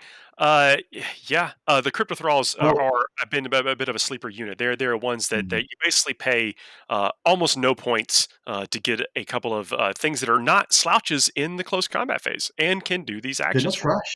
you. Yeah. They're cheap. They're a lot tougher than you think a couple of keg bots would be, and they do the reactions for you. Yeah, they're actually Yep. really good value. So, Now, Sir Val, we what have I lost the chat. I would like to point out that the picks by Siegler, this is in this matchup, this is a matchup where I think Assassinate's good. There is literally no way that Mark Perry can envision winning this game without using his greater demons. And That that's the difference. that is true. There is no gamble. There is no path to victory that does not include the action by the greater demon. Exactly. But also, Exactly. greater So when demons are not easy to kill either. Exactly. Again, I was about to say that in the same breath. Things like the Silent King do kill them quite well, but nothing else in his army does. Like he can't shoot them down reliably, he can't punch them down reliably outside maybe Lichguard and the Silent King. So yeah, a big swathe of confidence picks by Siegler. I think 3 confidence pick. He didn't take banners, he didn't take the easy engages and the scramblers and things like that. That he's teched into. He's taken the smash. And I think it's bold. I hope it pays off for him. Is this going to be the first time in this event that the assassinate secondary pays off? Possibly, we'll see. I mean, because look, Only the time it paid off was for JT. JT got 12 points on that damn thing. Those hex rifles, just money. you can't look. There was a little bit of luck involved, and I think a little bit of commitment to his part, which is great. I mean, look, when you can turn 7 hex rifle shots into 6 mortal wounds, then yeah, I Yeah, mean that's yeah. that is a little bit of money in the bank. Mark's secondaries are raise the banners, engage in all fronts, and thin their ranks. The thin their ranks one is a cute one. I quite like that one. You have to keep track of a lot of stuff because everything's coming back and dying again and all this other Yep. stuff. But yeah, I quite like Mark picks as well. Mark has gone for a much more safer swathe of points though. Yep. Well, so the thin their ranks. If you select this objective, keep a tally of kill points each time an enemy model is destroyed. Add 1 to this tally. Add 10 to this tally instead if the model was destroyed had a wounds characteristics of 10 or more. A model can, if it is resurrected for any reason, i.e., was destroyed or subsequently returned to the battlefield, potentially add several points to this tally, assuming it was resurrected and subsequently destroyed several times over. Mm. At the end of the battle, divide your kill points tally by 10 and round down. The result is the number of victory points you score. It's good secondary, man, especially in Yeah, this game. so go ahead and keep bringing them back. Oh, you brought back 5? That's 5. That's 2.5 more points for me later on. Keep it up. Yeah, exactly right. Yeah. Update from the table. Next demon unit attacks, kills the scarabs. I already hold this one. Fiends decline to pile into the Lich Guard. good call. They swing against the crypto thralls. They have low rolls, but they only get a couple of wounds. Unfortunately, fortunately for Mark, they still pull down both crypto thralls. Siegler even CP'd one of the saves to make sure to try and stay them up. They still go down. The Fiends do pile into Necron Warriors to try and trap them, to force them to use Veil of Darkness to get out. Of course, we already mentioned before that Perry was doing a lot of movements with his Fiends on the flanks to ensure that if he does to try and force a Veil of Darkness this turn with the Fiends and force him into a bad deep strike, e.g. an advantageous deep strike. Very well played if he does force it through. 13 Warriors went down, of course, and Fiends do pile in. Yep, force the Veil, as I said. The Keeper kills the Scarab, so that's five Scarabs down to the Keeper. No surprises there. Demons are free to pile forwards due to the way he pulled himself out of combat with the big combat, but that unfortunately for Siegler will give Mark his full sway through engagement fronts. Siegler attacks back. 22 Warriors attacked. They're buffed up to hit on 2s, reeling 1s versus the Demonettes. With reeling to wounds from the Silent King, Mark fluffs the involves, but at least makes 3 6+ feel no pains. 9 Demonettes go down. 7 Warriors attack the Fiends and bring 1 down to a single wound. So I did finish one off there. That's tough. I mean, that is you want that to be something well in your favor, and it sounds like the Siegler's able to mount a little bit of a defense. Hey, Val, in the production booth, we have lost the chat. I don't know if you can bring that back up. And it's interesting to note that this Siegler's army is quietly and secretly very good in combat. Like that is the duality of taking a Silver Tide that is Novok. You have a lot of good shooting, a lot of good durability in the amount of bodies you have, but then secretly, quietly, behind closed doors, you really just throw some absolute haymakers straight from the chest. And some people might not see it coming and might get caught out by it. I'm looking up their army bonus right now. Yeah, good call. It's Awakened by Murder. Sounds good. Subtle, aren't they? Add 1 to charge rolls made for units with this code. Each time a model with this code makes a melee attack, if that model's unit made a charge move as was charged or performed heroic intervention this turn, improve the armor penetration characteristic of that attack by 1, I believe. When the protocol of the Hungry Void becomes active for your army, if every unit in your army, excluding Dynasty agents and Satan Shard units, has this code, you can select both of that command protocol's directives instead of just one. And I almost guarantee that'll be the one he's in next. Going into his turn 3, he'll flip that up. He'll be a murder machines, and they will go absolutely ham on these Demonettes. How many he kills will remain to be seen. But I think Perry's had a decent turn. He probably wanted a few more. Like picking up 1 unit of 20 Necron Warriors would have been a massive boon for him. Aren't they going to get some benefit of the fight first coming up soon? I mean, once a little bit of the initiative is lost on his side, but going into the second turn, I think we see some of these other secondary abilities start to kick in. Yeah, I mean, he'd be suicidal to stay in combat with any of these units if he doesn't have to. He does have... prevent some fallbacks on some of this stuff where appropriate. Yeah. On the left-hand side where the Fiends are, there won't be any fallbacks there unless he uses the Veil of Darkness to get out. But yeah, due to the protocol he's in, he won't be able to fall back and shoot, to my mind, unless he's gotten double duty out of one of these. He doesn't have a Warden either, which is the special character. Sorry, the HQ choice you can take. I think it's elite. I think it's an elite slot. Anyway, I'm not too sure, but it's the super. Essentially, the Warden is a super immortal you can take, and that's how you become Ultramarines, especially in an aura, which is another nice little tech piece a lot of people take along with their Silver Tides. Well, once you put the Silent King in your army, you do soak up several of those points. Just a couple. So some of the secondary characters you might prefer don't make it in there. Mark has the final notes on the top of turn 2. Mark has scored 2 points so far for thin their ranks. Going to Necron's turn 2, Siegler has knocked down 10 points on his primary. In his movement phase, the 2 Scarab bases push down the left flank to block the Keeper coming up between the ruins and the container. He's using his Resorb on the Central Warriors, and he's gotten 4 models back. He places them in engagement range to increase the amount of attacks he's going to have in his next fight phase. Looks like he's staying in the fight. He's staying in the fight there with the middle squad. I think it's probably a good call. He wants to leave some of them in combat at least. And man, he's going straight into shooting. He's going. There's no chill on Mr. Siegler. These guys are very well vetted, very well practiced tournament players. They will be chugging through this game in very quick order, despite having an enormous amount of models each. Just think about it, like mentality-wise. The quicker you can get this, we talk about the bubble, right? There's a buildup of tension. And the quicker you can get things trying to go your way, you're going to feel better. You're going to play better. Mm. You're going to have a much more relaxed game. But you need to kind of get the business done early on. Agreed. Maybe we want to switch back to Vanguard tactics, come back to these guys in another 5 or 10 minutes when we're probably done with the shooting phase into the flight phase. Vanguard tactics should be somewhere. There's been a lot of table boss notes for us to catch up on. I was right, by the way. The Alaris were in front. If we see that transition come up for us. But yeah, so a bunch of notes from our table boss. I'll wait for the transition to come up on screen before I fire into it. But interesting to see some shooting already coming off. Looks like we've got some models being picked up by Mr. Mark Perry in the middle. Some demonettes being going down there. Looks like at least a decent handful. The repositioning ability by Necron Warriors is so powerful in the right hands, guys. It can't be overstated how good it can be. I'm communicating with the booth. Booth com. Yep. Val, sugar baby honey. Oh, we need the chat back up, and we need to switch over to Vanguard tactics. Give us a transition, my good man. Beautiful. All right, here we are. I'll give us a quick rundown of where we are at. So, bottom of turn 2, Stephen gets 10 on his primary and 3 for raised banners. Venetari are in the bottom middle, and the Alaris are in front and Venetari inside. So, yeah, I was correct. That did look like Venetari out the front. Joe wants to use them as a backup unit for defense to have them jump around in the late game. The Rhino power slides into a potentially move block the Dread. The Repentia stay behind the Ruin. Retributors move out on the top left to reinforce the Repentia in the middle. Zephyrim,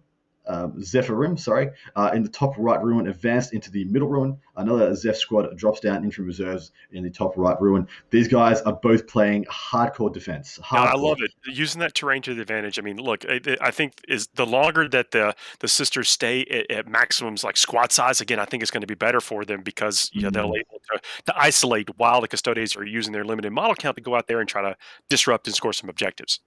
Yeah, how long can they keep playing this little game of checkers, this little game of chess on their backboard, pinch hitting here, a few shots here and there? I'd love to see how long they can maintain this tension in the game. It's like a lacquer band. As soon as you let go of one side, it slaps the other one, and someone's going to get stung. But that's exactly right. Yeah. Right now, we got a question for the Army list. Go check out the Las Vegas Nopen.net, and you can see all the lists that are being played, and as well as links to all the partner channels and stuff. So go and check it out there. Yeah, exactly right. The score right now, 26 to Joe, 25 to Stephen. So those engage points are starting to catch up to Joe's little bit of the little bit of lead he got from the first domination points. Top of turn 3, Stephen has rolled nearly all 4s for his miracle dice, and Joe still has 12 CP. Stephen has 11. They haven't spent anything. Well, they haven't really been put in a position to press each other yet. Like, and let's think about it this way: is like. Do you actually think that in the early game you want to be burning command points to reroll to save a Rhino? You don't know that, but could that really be the difference in what the outcome of this game is? Well, according to Mr. Box, it would have changed what he was going to do significantly. So maybe it absolutely is. Yeah. You've cut some of his options in half. Now, like a roving screen of metal or plastic in this case, but you get what I'm saying, is now being cut in half. So that all those plans are now going to be at 50% capacity. Exactly right. What we're seeing right now, we're seeing unit prosecutors jumping out from that ruin. Looks like they're lining up shots onto a unit of Repentia that's sitting behind that ruin. Looks like there's 2 units of Repentia back there on the middle left ruin with Celestine in tow. Got this Rhino sitting below the engagement line just to rack up 2 points every turn. Because what that will do, that will put scoring pressure upon Mr. Coles. He knows he's got the top of turn, so Stephen's going to have the last say on primary. It's probably a bit more impetus, and he needs to get that Rhino down. Yeah, see, look, he's still playing cagey with that bike captain. Just like, where am I going? What am I doing here? I think he's got to break out. From my mind, I would have maybe he's going to use that bike captain next turn. Maybe this is all a methodical plan by the Custodians player. But that bike captain, what I would do, he's my bait. He is my absolute bait. You chuck him out, you put him on either the inside or the outside of one of these L-shaped ruins. Obviously, limit the amount of multi-melters you're going to take to the face. Try and pull down this Rhino, and then make him commit the Repentia into this guy. This guy is high toughness, multi-wound, 3-up invulnerable save, feel no pain monster. He can absolutely live. I've seen it. I've seen it Yep. absolutely happen. Last weekend, I called the game. A full unit of 10 Repentia went into this same guy and took him 3 phases to kill him down. 3 phases. And this man, Joe, has 12 CP to back this guy up, We, deny him the rerolls, hit off all the transhumans, etc., etc. we, Like, we he can talk about really, really the force this guy emperor's to live. finest, right? And this is that Yeah. guy is the emperor's finest, as it were. And yes, he can. But with that in mind, you can see how just losing part of that has impacted the plan. Steven's plan. So take more from him. Get out there and Yeah. do that. Get over there and get some of those things, especially when Mm. you have the mobility. So that is the one thing in his army that he has the mobility advantage with, or at least on even playing field. So get up there and do something, and then force all that action. Have that battle 5 inches away from an Mm. objective. So if he does live for 2 turns, Yeah. then you've got them sucked over, vacuumed over into this basically a null zone, a non-scoring section, while you build a little bit of advantage, and then the game will run out of time before he can climb back into it. Yeah, agreed.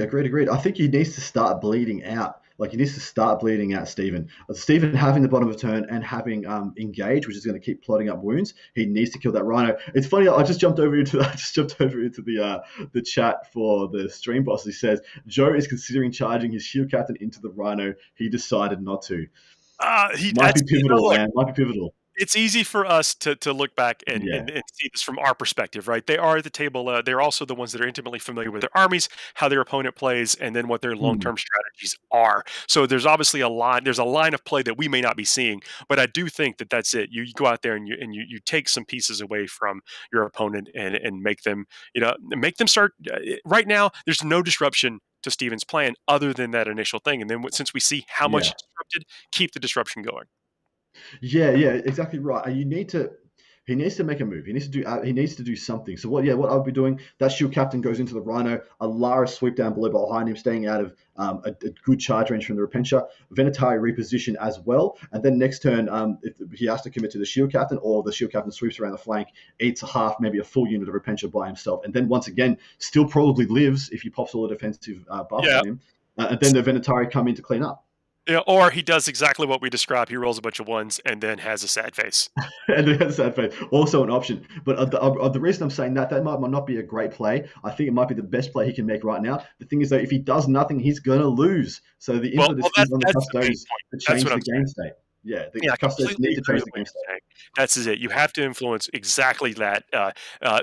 Be an active participant in the game state, and then how Hmm. do you do that? Look, the army itself is limited in what it can do. You've got one of these swingy pieces. I mean, look, how many of us? I'm a guilty of it. Shield captains are so dominant. Sometimes I just like to take one in a list. Sometimes. Yeah, absolutely, dude. I used to do the same thing. I used to be playing when I was playing my Catachan Horde. I had 3 shield captains. It made that list so much better. It was Yeah. so good. But I mean, the landscape of the game has changed just a bit. But now you are playing the army with it in there. Use it like a missile. I mean, that's basically it. It is a heat-seeking destruction missile, like especially on the charge. Take control of the game, and then you can even has the movement to come in at a weird angle that even makes the Mm. counter move risky. I'm telling you, he has to commit to it. You got to bring things over there for it to be dealt with, and he's not utilizing that right now. No, he's not quite. He's got a lot of pinch hitting units. You see the unit of Sagittarium or the shield guard going up on the right hand side. He's going to be looking to get some angles next turn, for which Mr. Box won't be able to hide. Those units of Repentia will be exposed at some point. Whether by doing that he's exposing himself to multi melters or another unit of Zephyrim, which is what I believe we were told would deep strike into that top right hand corner. That'd be interesting to see. We might see an investment from Mr. Box. Not only will that start making inroads into the quantity of custody bodies, but also he'll start getting 3 points on engage rather than just the 2. And of course, we're talking about the game state and how to influence it and how to ultimately win. But let's look at the score right now. He's obviously got Mm. it figured out. He's up 39-25. So I'm going to trust the pilot here as well. Yeah, I think so. We're going to jump over back into the Art of War game. We just had an update from our table boss that there is a lot to go on, a lot to go through there.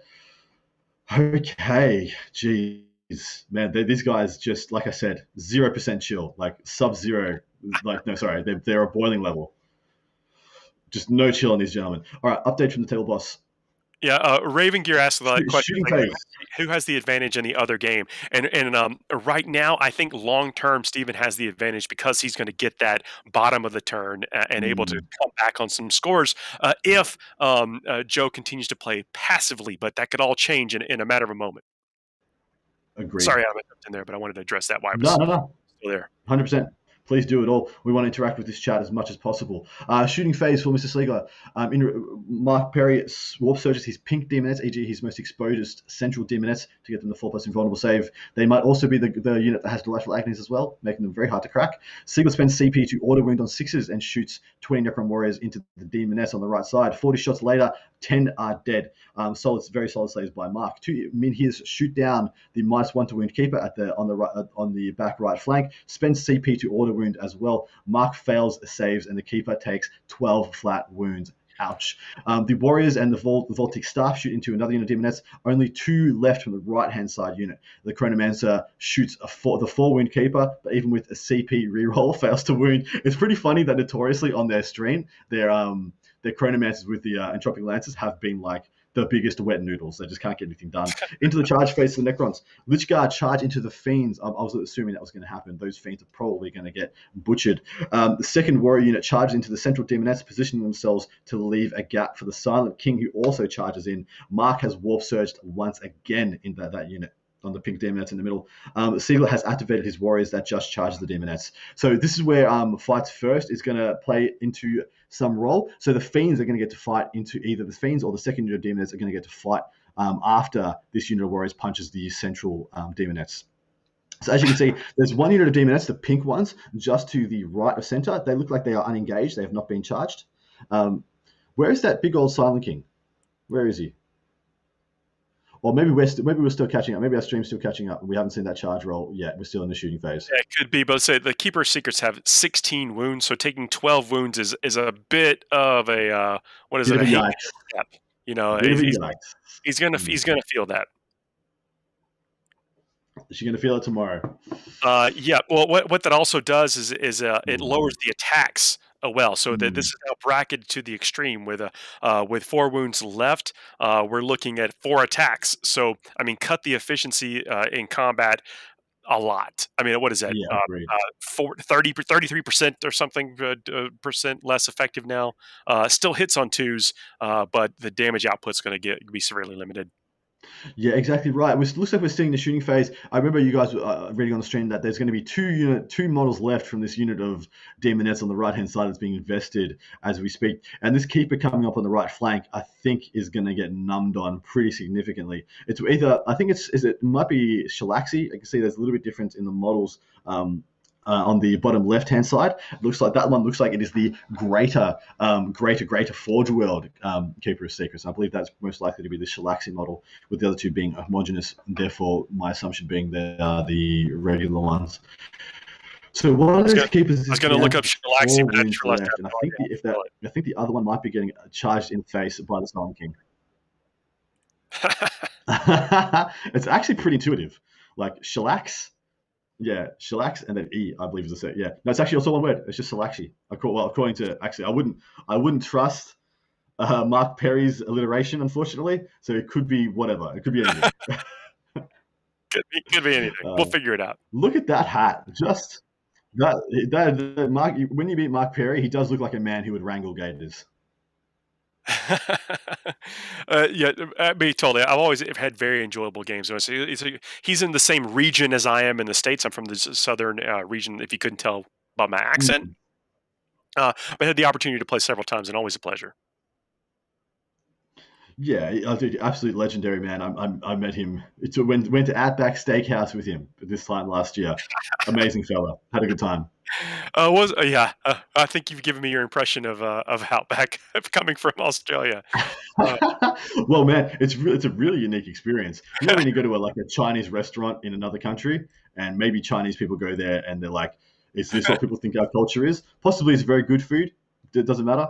Outback Steakhouse, the food was fine. Like pretty good steaks actually. But I went there and I sat down. I'm like, it's just a kangaroo on the wall and some other weird stuff, and I'm like, huh, This is Yeah. how other cultures. This is how other cultures feel.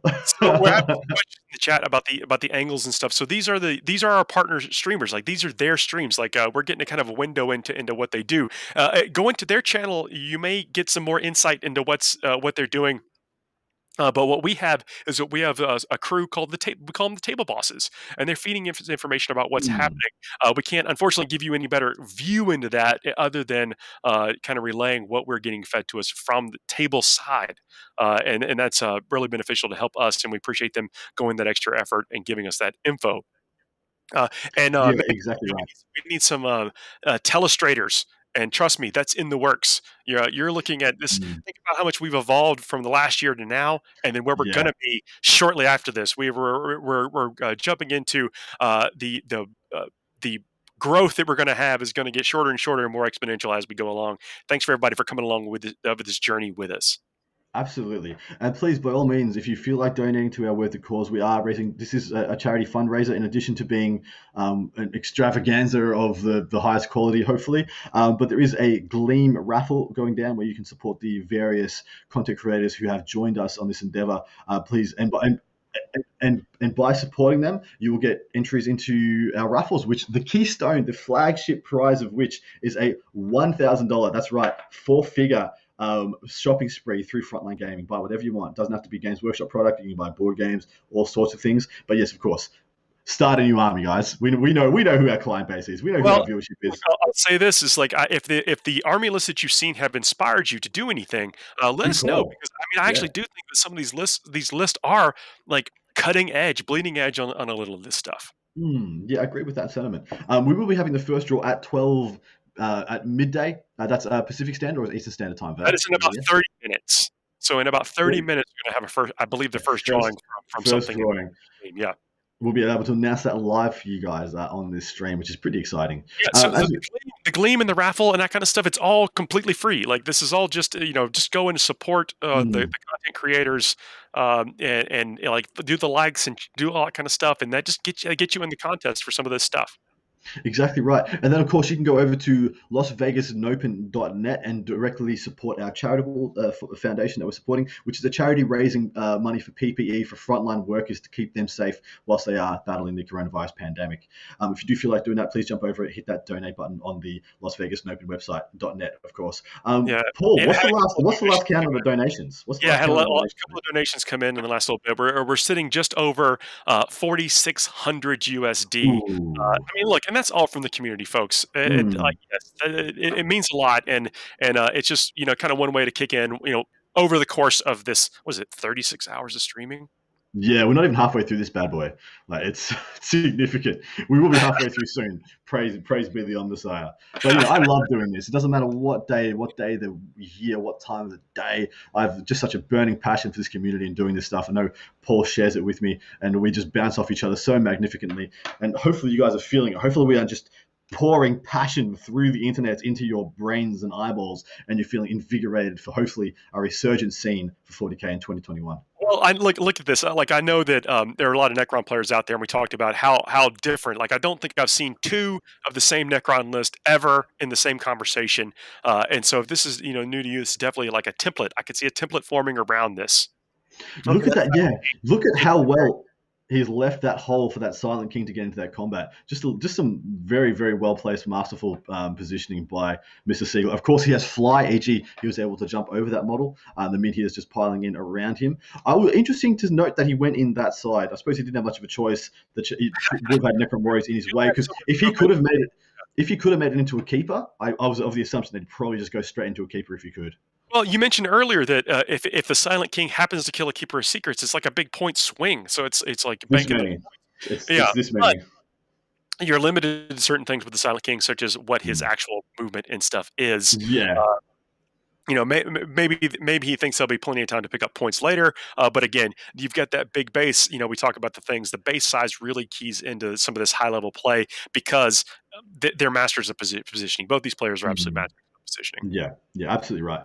Both these players went very deep in last year's LVO. Mr. Siegler being the one, the eventual champion, who went the only undefeated player in that pool, going all the way in the finals with the notorious Broviathan. And due to that victory, secured the number one place in the ITC for the 2019 season. Very successful year. Coming from nowhere, he only played like 2/3 of that season as a predominant player. Like he rose to prominence halfway through there, and he just stayed right at the top. Really interesting season, that one as well. Like Jim Vessel having essentially ascendancy for one half of the year, and then Siegler ascendancy in the other half of the year. It was really a tale of two halves. It was really cool.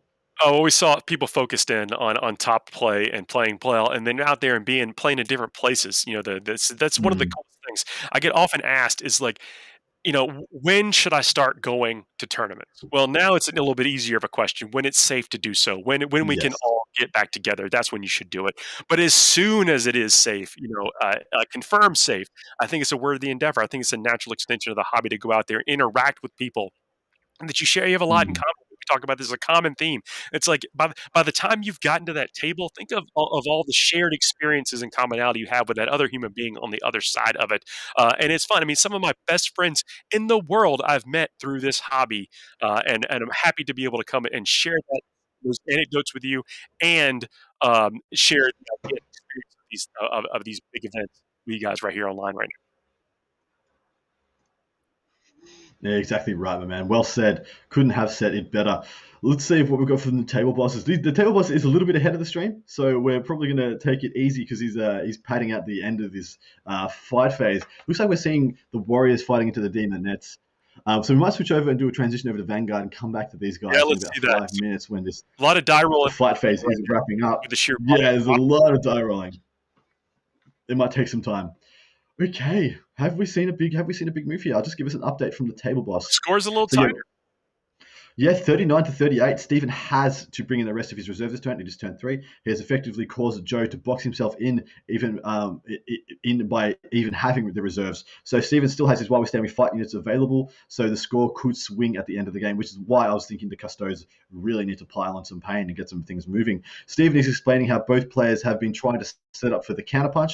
He feels Joe can turn off a lot of his offensive abilities with the Custode strats, while Joe doesn't want to overextend himself to have Steven make him fight last. Overextend. Um, Get in there. yeah, Get in there, do it. Joe. Throw it against the wall. Let's see. The Repentia have now exited the Rhino and are going after Joe's units in the lower left ruin. So we're going to see some players. Repentia have moved from the middle and jumped inside the now empty Rhino. So that's a good, nice little bit of leapfrogging there. The last unit of Zephyrim have dropped down into Steven's upper right ruin. They are his while we stand we fight units. So, dude, he's keeping his Zephyrim. He's not using his Zephyrim. He's going to keep him safe. He's like, they're worth 15 points. My opponent's playing a KG game. These guys are faster than anything my opponent has. I'm just going to fight with the Repentia and the Retributors and bada bing, bada boom.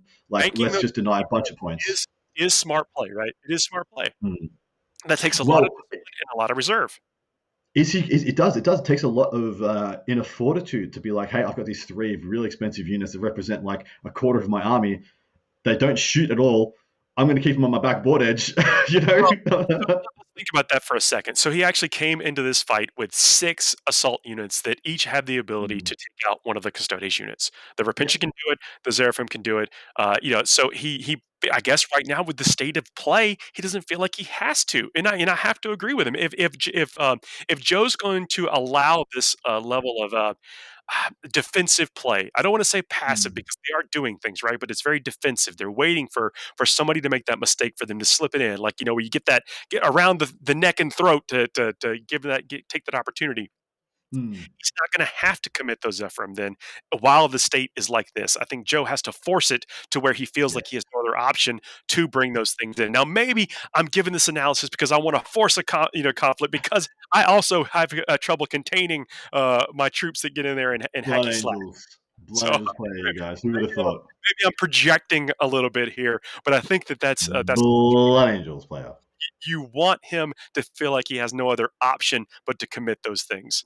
Yeah, agreed, agreed. You want to force the issue. And the fact that they're into what I think is the bottom of turn 3 and neither has the players forced any issue, I've just got a feeling that if he wanted to, Stephen could just coast to the victory, coast to the end. He's going to get a big swing 15 at the end of the bottom, the last turn of the game. If he keeps those Zephyr units alive, they'll already put him in front if nothing changes. They're both going to even each other out on banners. No one has put up any banners. They put up three each, but no one's pulled down anyone else's.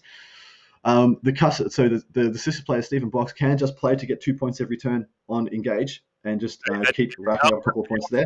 Yesterday, that did not work for the Ultramarines. Correct. But yeah, like I just feel like this is Stevens to lose, and I feel like he's just playing a very cagey defensive game. But this is what I feel like in reverse, to put a mirror up for the Custodes player. He's playing not to lose. He's not essentially, to my mind, he's not playing this game to win. Or maybe he has a false assessment, or maybe he's got a couple of plays that I'm just not seeing right now. Well, think about it this way, though. For him to do any of the things that I'm just, suggesting out into the wind, he needs a little bit of luck. He has to move up. He has to successfully make some charge rolls. He then has to successfully convert into close combat. So it is. I don't want to say it's an uphill battle, but there's a few things have to go right, or even have to go average. Let's not even say lucky. Well, luck out. Have to go. But you're absolutely right. Any one of these plays that he has from this position to really extend and force a commitment from Stephen has a bunch of failure points, doesn't it? You have to get a decent amount of move. You have to get enough fire, enough shots to kill some things. You have to get a good enough charge to make a decent connection. You have to be willing to dump a bunch of CP on the back end to make sure that the fight back from Stephen isn't enough that it was worth it in the first place. But as you can see, it's been a bit of a pullback. Oh, dude, look at the bottom left-hand corner. Look at those. There's 2 units of Repentia have just piled. Sorry, 1 unit of Repentia has just piled out. They're going to numb on those prosecutors. They're going to go in, maybe have an investment into that unit in the bottom right-hand quarter as well. I think this battle should have happened up there near that little house over there. I think that happened over there, and instead of this. And now because they're allowed to have this conflict near an objective, and so if they come out on the top end of it, they're scoring more points, and that's not what you want to see. And we know another unit of Repentia have piled into that Rhino. So he's going to reload and do the same thing the next turn unless Joe makes some serious plays. This unit of Repentia is going to go in. They're going to numb those prosecutors. They're going to pull down that banner as well, which is probably the whole reason he's doing this play. Will they get charged and maybe almost nearly wiped by the shield captain? Yes. Is it going to be worth it? Yes. If he pulls down that banner, 100% it's worth it. He might have a toe-on OBSEC unit on there as well. Knowingly, these Repentia aren't OBSEC in and of themselves, so as long as there's any Custodes units on there, he will keep that objective, keep that banner up. So interesting to see where this charge goes. Yeah, in every literal sense of the word, I am an armchair quarterback in this situation for our international viewers. Someone that is calling these suggestions from the sidelines, right now. But I do think that this battle was inevitable and it needed to happen away from an objective. That's agreed. And the caginess defensive, and again, it's not passive, because things are happening and they're making active choices here, active decisions. I think but this particular engagement needed to happen somewhere away from allowing Mr. Box to score some points. Yeah, the Custodes wanted to force this on the middle left L. They wanted to force this on the inside of that to keep themselves safe from multi-melters, and then force the commitment so then they can push aggressively rather than being essentially kind of having this hop, skip, jump into their deployment zone from this Repentia now. And what he can do, that unit of Repentia in the Rhino now, the unit of Custodes on the bottom left are going to have an investment into the Repentia. They're going to expose themselves possibly to multi-melters, and then the other unit of Repentia goes in and possibly cleans up all of them. It's interesting to note, it doesn't look like he's stooping dive with his shield captain. In fact, I'm trying to see where his shield captain has gone. Can you move your head slightly for me, brother? Can't do it. Can you move your head like this for me? Yep, there he is. I love that. Listening, Rep One in the chat sounds like he's got some insight and to maybe how to pull this together. Look, keep giving us that info. Like that's what we want to hear from folks that know how to do some of this stuff instead of us going to YouTube University and figuring it out for ourselves. Yeah, exactly right. I mean, we only have a very limited insight into the game. Admittedly, I do think Paul and I are quite good at calling what we see. But technology behind the scenes here. Apologies. So this is completely okay. I think with our shouting through the tubes at the players.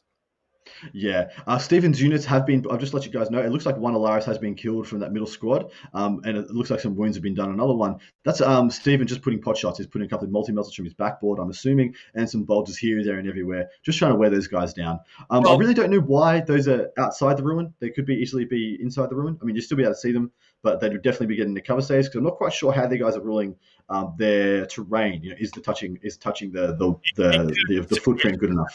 they wanted to be slightly outside in case they needed to move, and they ever Mm. moved, a couple extra movements or inches of movement because honestly, they're 2+ save. Until things get close enough to where it's going to pull that away, who cares? They Yep, are walking terrain. They are the wall. they are the wall. Yeah, it's good. It sounds like from what our table boss said, it sounds like the Repentia piled into the dreadnought that was back there, but I can't quite make the dreadnought out on our screen. Doesn't look like the Repentia have tapped anything, but apparently there's a dreadnought back there that they have consolidated into. I Interesting believe choice there. we're seeing is the top level of that building, maybe, and so there could be something under there. True, yeah, very true. That's yeah, absolutely right, my man. You could be spot on. But Dreadnought is a big boy, though, and I haven't mentioned I Mm. love that model. There's something very Oh, intimidating about dude. that Dreadnought, that model. The I sword, love it. the sword and board dread and the spear dread are two of my favorite Contemptor chassis dreadnoughts. I love Yeah, them to death. I think they're incredible models. I saw it and immediately committed to the army. That was Have you made a Blood Angels Contemptor using one of those chassis? Because it works really well for Blood Angels. I have not made one with those chassis. I think, but I do have a Blood Angels Contemptor, but I've not made one with that chassis yet. Looks like we're already into so that was the fight phase from the Gladys Dreadnought punching back. Looks like it's killed like 5 of those Repentia, which is quite impressive considering. Maybe Stephen regrets tagging it now. I don't know. I don't really know why he may have done that. Maybe he didn't. Oh, he did that to stop it from charging and auto killing the Rhino. Of course, that makes sense. Because yeah, that dreadnought just walks out, pops the rhino with no stress, no fuss. Either that or shooting kills the rhino, and then between the shield captain and the dreadnought go in and they kill that unit or a pension that's inside.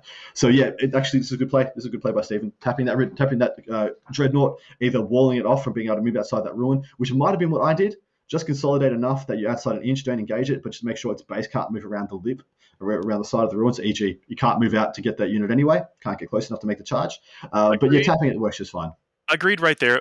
But really, I mentioned the 3 assault units that he's just allowing him to do. He's being able to use them functionally to help further Mm. impede the movement, and that's the opposite of what Joe needs to be doing, I think, right now. But again, he is up on points. He's winning the game right now. If the game were to end Yeah, right now, he won. So what he's do I? won.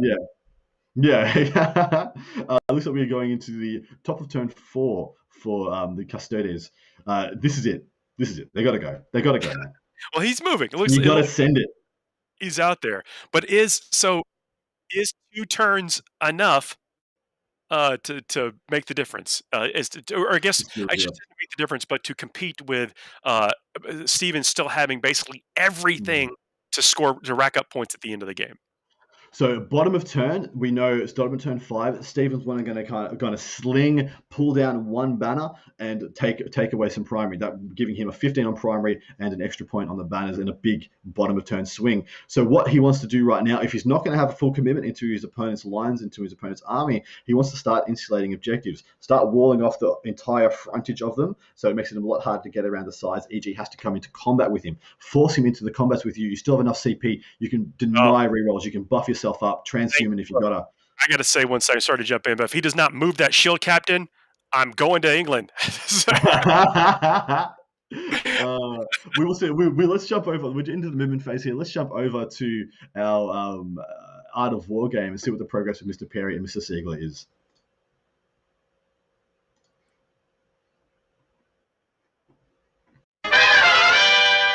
Da-da-da-da.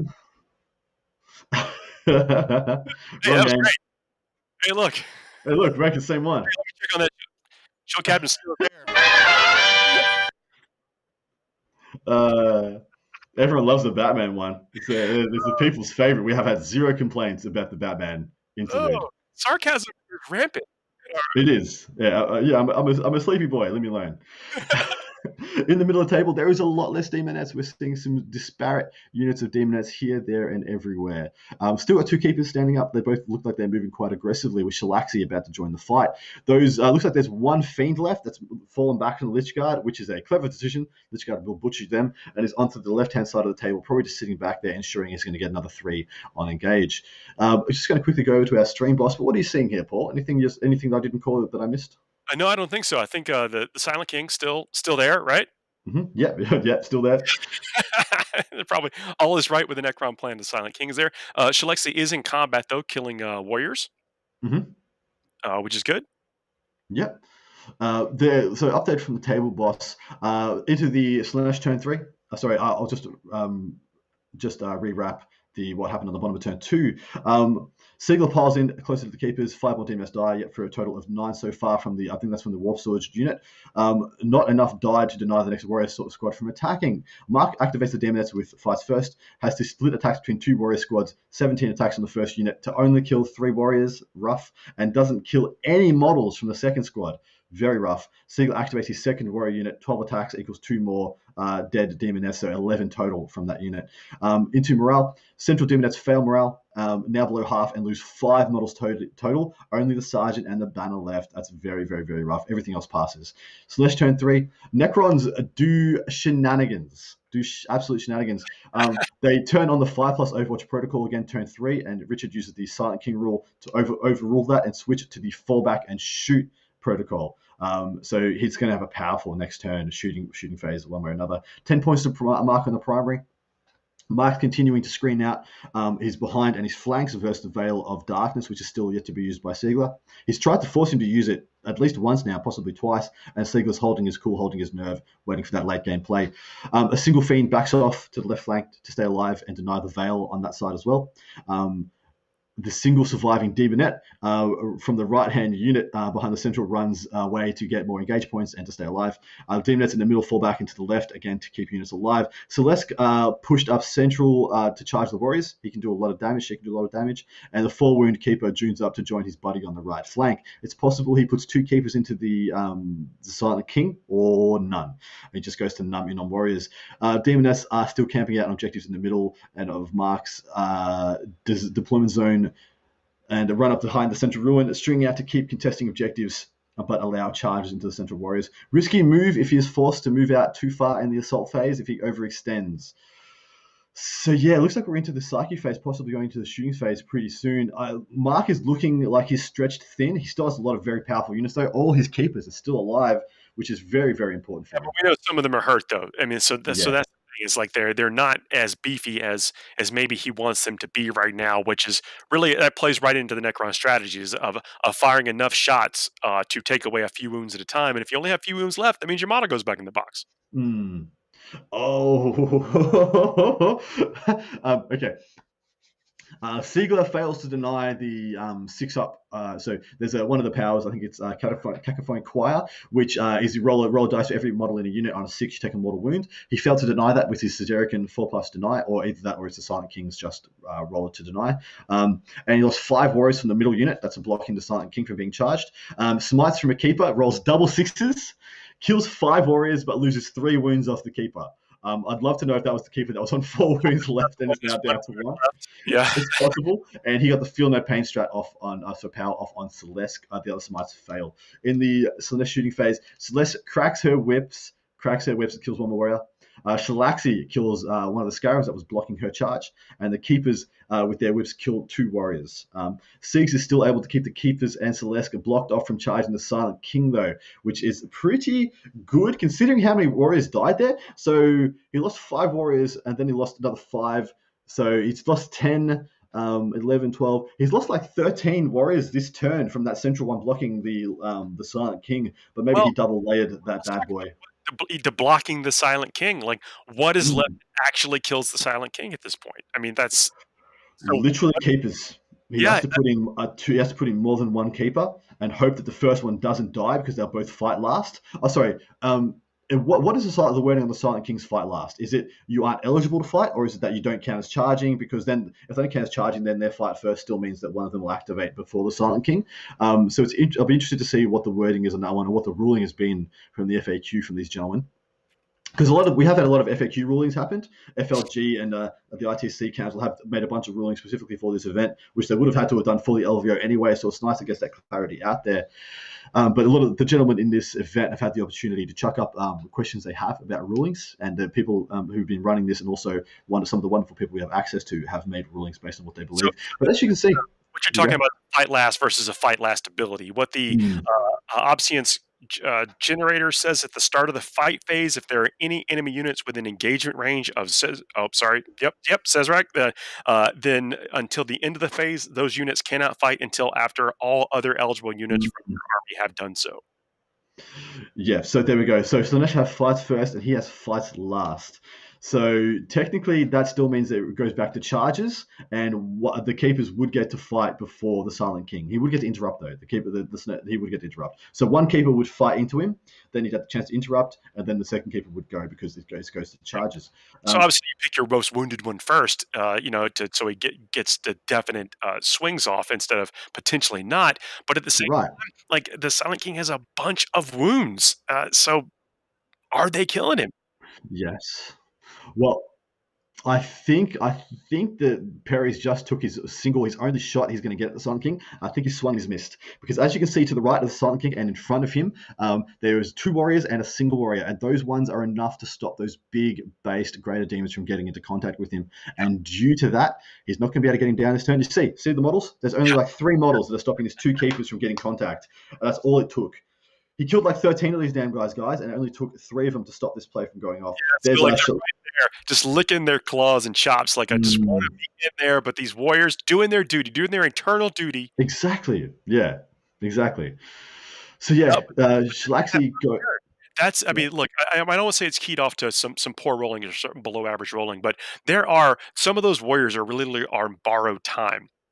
From Mm, Perry's first attack, where he did. You remember when in the very beginning of the game, where he wasn't able to convert any of those sixes into extra attacks, so he had the exploding sixes ability, and then yeah, none. Is that the difference in whether or not this charge happens right now? Look at that, the butterfly effect of how the game plays. yeah, dude. I love the term butterfly effect as well because every action you take in a game of 40k has a reaction, has a flow on effect. So you're absolutely right. Shalaxi and the 2 keepers look like they're poised to go into warriors this turn. Looks like a bunch of warriors have been sorry, no, have been invested, been charged by a selection of demonettes. I'm wondering if he's going to use those to wall off. Maybe he doesn't charge them in. We'll see if any demonettes get pushed in front of these keepers because there is the option right now that a bunch of demonettes do exactly what to the Silent King, what the Silent King just did with the warriors against the greater demons. They get interpose themselves between the greater demons and the Silent King, e.g., try and keep at least 1, if not 2 of these alive. But nah, never mind. Never heard of Adam. He's just charging them in, dogpile in. And it's like, oh, dude, it was the 3, it So was the 4, it was the 4 wound yeah, using the keeper wounded that took one, the I turn. think to clear He's out got 1 wound left. Look at him. using the wounded one to clear out the warriors. 663. Yeah, yeah. Hopefully to clear it up, I think for a better charge in the next round. Maybe is it? You think that's what's happening? Yeah, those warriors need to go down. He's already half killed them this turn, so the odds are between Shalaxi, the 2 keepers, and the demonettes, he pulls them down, and all of a sudden, Siegler will start to look a little stretched thin. And then both players will be essentially just playing with their biggest pieces. Siegler with the Lich Guard, some bits and pieces warrior units, and then Perry with his greater demons and his demon prince, and then some compromised demonette units. These guys are swinging for the fences and taking a lot of Interesting damage. choice. I guess they were already in combat because he moved the wounded demon or greater demon first. I guess meaning that they weren't in Overwatch. Hmm. So I guess that's one continuous band of warriors there. Yeah, so Shalaxi has made a charge up left to go into the Warriors' holding objective. The demon that's charged through Central Ruin into the Warriors, still stringing back to their objective, and the Keepers also charge into the same unit. Yeah, let's see how these Keepers go. I can see. I think there's still 3 units. I think there's still 3 units of Warriors, but 2 of them are definitely heavily compromised. This one in the middle being the most healthy one that's about to get invested by 2 greater demons, Shalaxi and Co. No, sorry, not Shalaxi, 2 Celesk and Co. It's a little bit of a risk though, because once those warriors are killed, he can't really pile into the Silent King because then the Silent King gets to paste one of them. Exactly right. Yeah, and they're probably still going to be within 3 inches of the Silent King when they go in. But these guys aren't that threatened by the Warriors. I mean, funnily enough, maybe you wouldn't charge that one Wound Keeper into a body of like 10 Necron Warriors because it's possible she goes down. But he's only going to be charging that one Necron Warrior that's in front of the Silent King. Well, no, it's where I was going. Is I think that that's one unit there, so they were already engaged. Yeah. So Overwatch was not a factor, so that's why he moved in the Yeah, wound. exactly right. Exactly right. And also, the charge from the Demonettes came from behind a ruin, e.g., negating the Overwatch already, which is well played by Mark Perry. Yeah, using that terrain to your advantage, using the breachable. I mean, again, these are all these rules that factor into how Mm. you conduct your turn and what it matters. Always had that conversation about what terrain is with your opponent before. Obviously, these opponents know what's up, but if you are coming up to this table fresh against someone you did not know, have the discussion about the terrain beforehand. Absolutely. The last thing you want to do is have a different interpretation to your opponent and find that out at a crucial moment, either one way or another, to your benefit or not. Either way, I think that is something that both players should not want to have happen. No, and that right there was a crucial moment. It's like if they have different interpretations of I mean, like there's rules, right? You don't have to have a different interpretation, but Yeah. if they had guessed separately and different things about how that terrain was going to be played, you don't want that. It creates No, a you don't. Yeah. friction point on the table. Yeah, and any point that you can have a feel bad or like you described it, a friction point, which I quite like the term, it should be dissuaded. It should be tried to eliminate at all costs because it's just there's just no need for it. I, Oh, I no, no, want to. we're working overtime to get some of these amazing toys. I'm right there with you. Mm. Carumbos. I love Perry's Bonnie hat. Is that what it's called over there? Ah, Boonie I'm hat. gonna say yes. I don't know. You don't know? Ain't you from the South? That's Florida's a different level of South. Yeah, fair. I mean, I love it down there and love the people, but Yeah, I feel like Texans and Floridans are Floridians. What's a person from Florida called? Florida. Yep. Floridian. It sounds like a chemical you put in your pool. But Def- they're the two states that I feel like best represent Australians. 8 grams of Floridian in this. As a Floridian. Uh, Such a good call. Let's see how many of these warriors make it. Those warriors that were in front of those greater demons have been picked up. Um, so the path for the Silent King to make it into those keepers is right there for the taking. In all honesty, he might kill both this turn. With shooting, he could the Silent King himself could do the single wound to the one wound keeper, and then the Minhirs can go into the one that's only taken 4, and then with Yep. the charge, he could pull that one down there. That might be the game. That That with having that basically the picket line, Yeah, you yeah, perfect. zoning and screening, and zoning is more of a deployment term. What he's did is screened here against the charge from these greater demons. The greater demons get in, contribute some wounds to the Silent King. I think not being able to convert on him right now Mm, basically means the Silent King will be alive until the end of the game. Like there's yeah, going to be nothing. yeah, he's unkillable from as long as these two keepers go down, he's unkillable from this position. I think so. Maybe let's jump over to the Vanguard Tactics stream if we can. Uh, Production, maybe get us over there. I just want to see if that bike has moved. He's gonna rage against the machine if it hasn't. Coming in. Coming. Hit Oh, that transition for us, boys. we gotta wait till our demands get caught up with technology here. But just going to read out from our table boss, just that they've had our update from what was happening, maybe some things we did not see. So Slash Assault, the Warlord Keeper kills 5 warriors. Oh, that's an interesting thing we may have missed. Warlord Keeper kills 4 warriors. Where is it? Yeah, and heals to full wounds. So that one that had 4 wounds on it, now heals to full. 1 warrior stands back up. The 4 wound keeper kills final 4 warriors. Declines to consolidate into the Silent King for good reason. Oh, Mark thinks he wouldn't survive the attack, so better to force some models to die in the shooting phase. Shalaxi kills 4 warriors on the left, but 3 stand back up. yeah. If you do that, if you consolidate in, I mean, there's no reason to do that. And keep in mind that if you consolidate into them, they get to activate and fight on you. Yeah, Uh, yeah. so you have to be super calculated. That has to be a purposeful thing when you do that. Hmm. And then what that would do would be to free him up to then act normally in this next turn. So you basically would give them a free kill, and you really never want to do that. Exactly right. Now, just to wrap up the scores for the top of turn 3 for Mr. Mark Perry, he scored 3 for Engage, 2 more for Banners, and 2 more for Thin Their Ranks. So his score is looking very healthy. And I know for a fact that going into, just reading the board a little bit, going into turn 5, I think Siegler's only going to be getting 5 on primary. So I feel like Siegler's going to be in the driver's seat Oh, on hang on the a second, play. Adam. On the Hang on. I have an important announcement. The Yes. first prize from our raffle has been given away.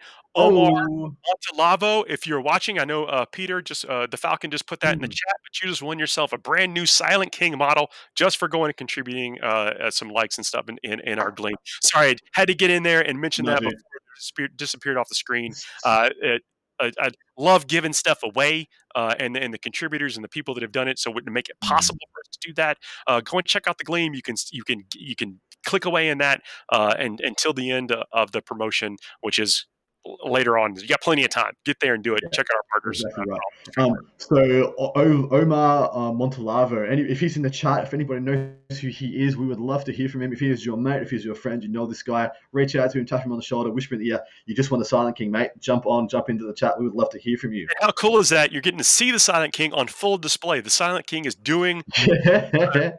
Now he is a feared character for the Necrons. I mean, I'm talking about coming on. What's our man Red Powell says? He's rewriting code, giving people like rewriting history, billions and aeons of years of history for his own agenda. And the universe has gotten so messed up, he has to come back onto the scene and do some of this stuff.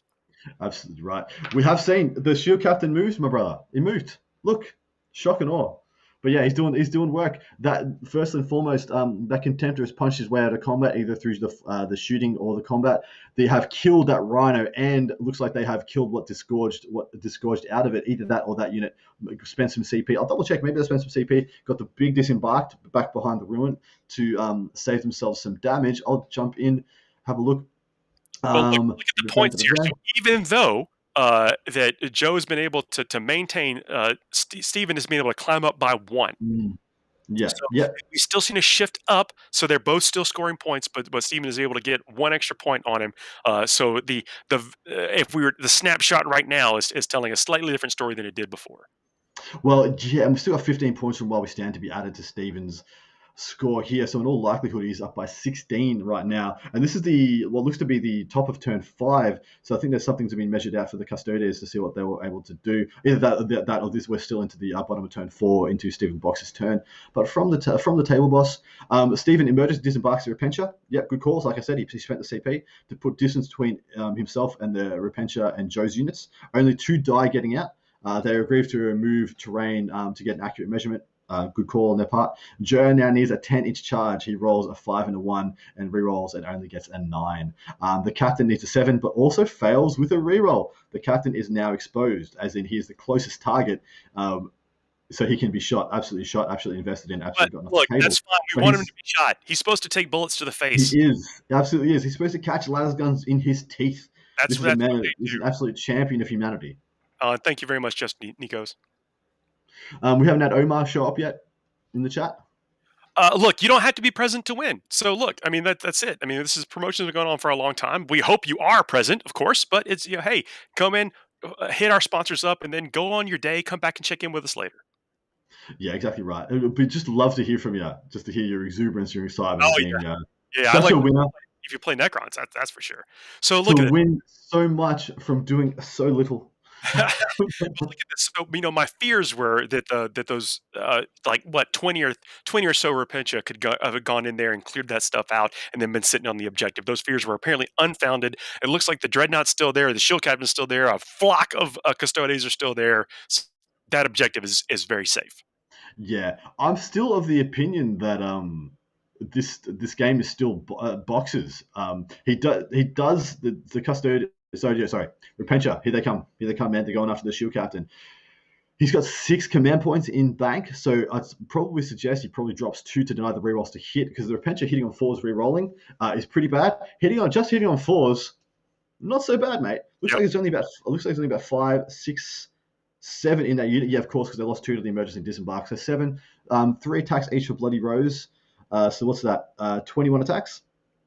Hitting on 4s, that's only 10 hits. If he pops the +1 to wound, he can get what? 7 wounds on 3 pluses into a 3+ invulnerable save and 5+ feel no pain. That boy's not dying. Nah, He ain't dying. He they ain't are going down. damage too, right? So anytime Yeah. if you can cut their hits, what is essentially almost in by half, by a third. You're cutting their hits by a third. You've basically Mm. made it where they're going to bounce off, and you're going to be able to take out those attacks. Yeah, exactly right. And it's interesting to know he can pop the transhuman as well. I don't think he needs to. He's got enough defensive buffs on this dude. This lad, I think, he's got 8 or 9 wounds. Indomitable Constitution, I know gives +2 wounds, but I can't remember if they start off with 6 or start off with 7 on the Dawn Eagle jet bike. So I believe it's 7 wounds, but I'll check. yeah. So this boy has 9 wounds with a 3+ invulnerable save and a 5+ feel no pain. That's close to an effective 20 wounds when you factor in the saves. So that's actually pretty hectic. So Shield Captain on the Dawn Eagle jet bike as 7 wounds base. Crazy. I mean, I love the models. I love Big the fan. aggressiveness that they bring. I like it how that's why it was killing me. Like, you got to get him out there. Well, he's invested a couple of CP and a couple of relic choices and stuff into this lad. So I'm of the opinion you should use this guy like bait. He's an OBSEC homing beacon. But he's the worst kind of bait because he can actually kill you. Yes, that's what I mean. Like, you send him into stuff. He's OBSEC. You can turn off, pull down a banner opportunistically. Your opponent can't leave him there. He's just going to jump around your backfield, be an absolute nuisance. Make him invest into him, and then back him up. Support him with things like a 3-inch Alaris charge, if possible, if they're not going to get zoned out, or the unit of Venatari. So yeah, I feel like it's a really good combo. You can have those moving together. But look, I'm not sure how familiar Joe Coles is with Stephen Box. Maybe he knows Stephen Box inside out, back to front. He's played this game before. He knows what happens under those circumstances. So maybe he's just playing the way he knows how. Look, and you mentioned you invested some things into that figure.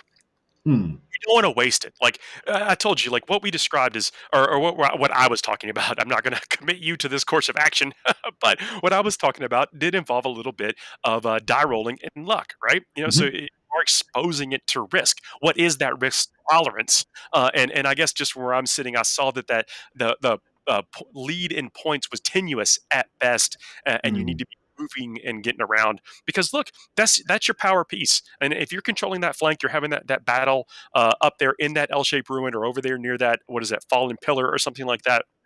It's just a little bit different of a situation, but still, it's hard to say what the absolute best call to be is. I just like to be up there moving, and when you got a big spear like that, you want to poke with it. Blood Angels player. This guy right there, Blood Angels. But yeah, you're absolutely right. And the Custodians are at a speed disadvantage. They are at a dynamics disadvantage against this Sisters army. This sister, I've seen Sisters get 28 inches, between their move, advance, and charge. They use a 6 for these are 5 or 6 on the advanced roll from miracle dice. They exchange a couple of their charge dice to make sure they get a 10-inch charge or whatever they need. And yeah, they just sling from one side to the other. The only dynamic pieces for the Custodians are the Shield Captain on bike and the Venatari. And I feel like not using those pieces to jump around the board and try and do some dominating things might have been a mistake to not do that maybe turn 3 instead of turn 4, which is what he's essentially done here. A little bit of game left, all right? But you're Yeah, dead on absolutely. with the Sisters, is like what they can do. Like, I think almost had to have it explained to me. It's like, what do you mean? Like, they don't even have an armor save. What are they doing? Like, no, they just, bam, bam, bam, and then it's buzzsaws all day. The best way I can explain it is that they're a better version of Kraken Steelers. That's what Repentia are. If you need to think about what they do. They are a better version of Kraken Steelers. They have less attacks overall, but of a much higher quality. Strength 6 -4, 2 damage. Incredible. Yeah. And you're actually not investing a lot of points in. That's one of the things about the Adeptus Sororitas, the Sister Battle Army, as we've been referring to them, is that they have many different ways that you can build out the army. So you feel like you need 100 Stormbolters. You could put that in an army. You feel like you need some 2 damage weapons. You could put that in there. You feel like you need multi-melta. You're being forced into compromising. You're only being forced into really compromising what style of army you want to play. But your tools are always available to you, and you can mix and match much better, I think, than many other armies out there. Yeah, agree. Jay Martjin, 40k, they play each other 24/7. There you go. So yeah, I will not be sitting here saying that one player is playing inappropriately, because these guys will know much better how to play into each other than I. I'm going all in, So as the rest maybe of there's other things that I would have done, but as the resident gold armor Yep, expert, there you go. I'm going all in. All right, maybe we'll hit a transition. We'll come back to see what Stephen Box's combat phase looks like. It looks like we're gonna have a bit going on, but I really want to see what's unfolding on the Mark Perry game. Has that Silent King pulled down any of the greater demons? What has evolved there? And I really want to see what the scoreline is. I kid, of course. I say this: you can't, that knowledge of what the mission is, playing the mission, seeing what your clear battle objective is, and then knowing the sensitivity to stuff with your what your opponent is more apt to do, and kind of read that from them, how they've been telegraphing their moves either from previous games or during this game, is key. And I bet that's what Joe is doing. So just to recap, there's some. Have we switched over onto that game? Yeah. So some spicy stuff has happened, guys. Like some serious spicy stuff. Seegers pushes all his warriors up into the middle to threaten the demonettes. He falls back with the warriors on the left from Shalaxi. Of course, he's too dangerous to stay. He's got the fallback and shoot protocol. He's going to be out of Daka there. Chronomancers have all positioned themselves to shoot the big boys.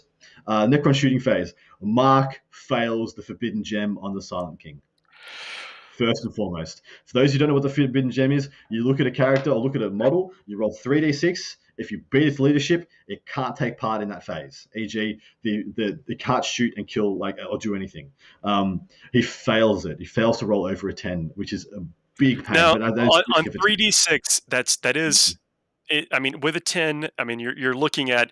I mean, you should be in that 11 range. So that's a little bit of bad luck. And now with the command point rerolls that we were so accustomed to in the last phase, you can't do anything to affect that roll. It's just the base roll. Correct. It's just what happens. The Silent King opens up. The Menhirs shoot the 4-wound keeper.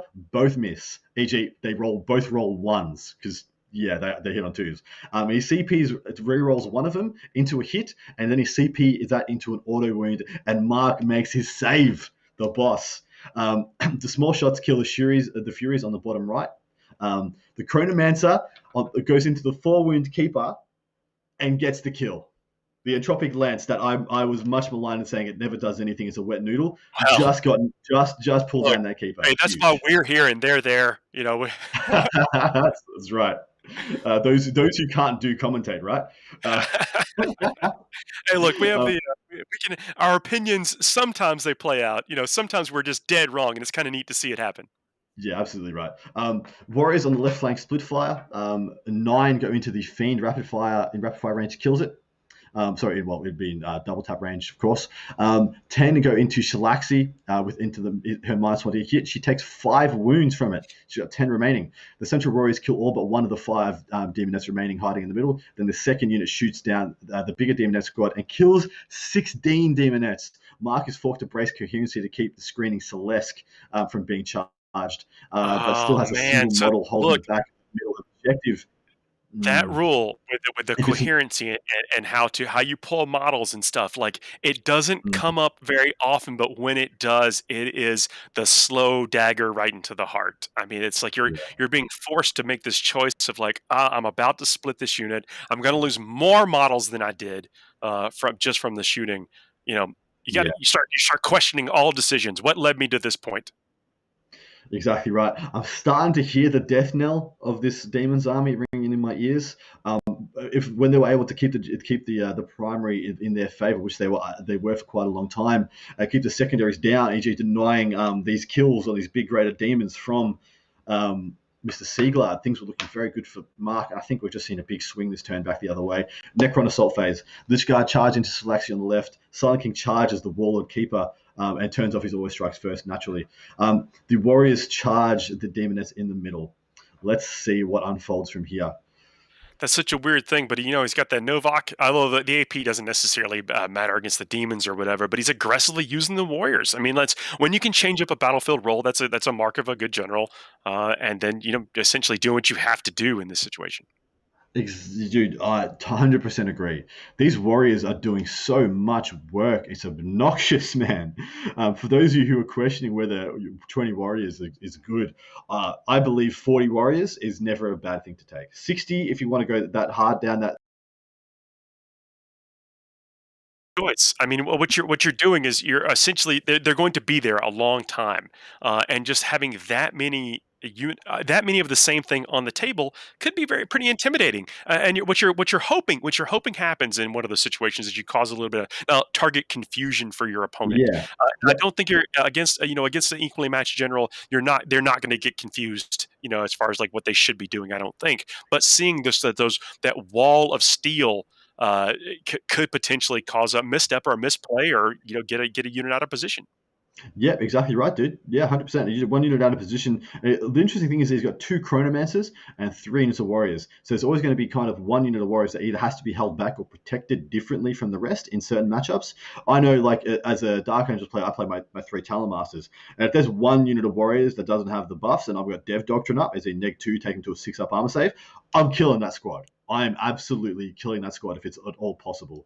So it's interesting he's gone that way. He's probably played enough reps though. Like Siegler has played a lot of reps with this Novok, this kind of a silver tide list that he's very confident with it, and you can see it playing out now.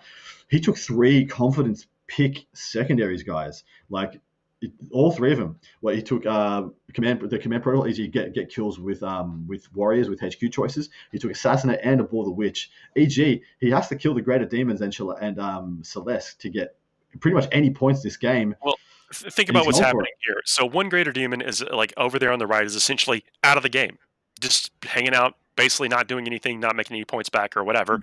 One greater What you mean? demon's about to be killed. Oh, you mean If you ask Shalaxi's me, over there? Yes. yep, Shalaxi's smashing her head into the Lichguard brick wall right now, not getting much done. And you're absolutely right. yep. So I mean, this is he's done a great job of now because of this how the situation's unfolded. I think this is kind of thing. It's that bubble that I was talking about earlier. Is that it all came and it's just happened to be popped on Siegler's behalf. I think at this point.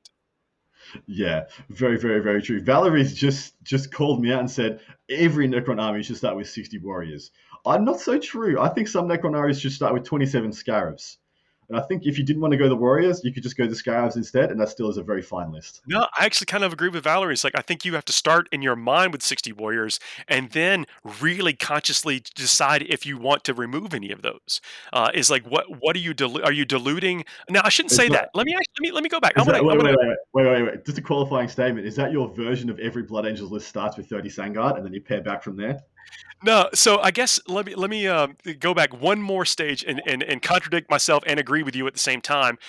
Is that yeah, there's a couple of different styles of Necron forces, and I told you we've seen many different builds. No duplicate builds of Necrons, right? Mhm. And so you've got the ability to sub things out, and I think you just have to decide on what style you want. And I think that personally, though, that this particular style that we see right here benefits from that high concentration of warriors. And if I were to like rank styles, I think the warrior wave is probably one of the more dominant ones long term.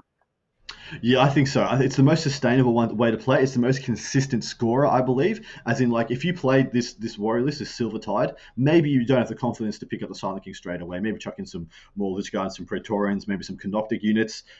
So be it. But you will just get a good score at the end of the game. You might not win every game, but you're just going to get a good primary score. You're going to score some secondaries. You're just going to be around long enough in the game that you've always got some options. I think it's a very good way for new players to play and to learn a lot of the mechanics.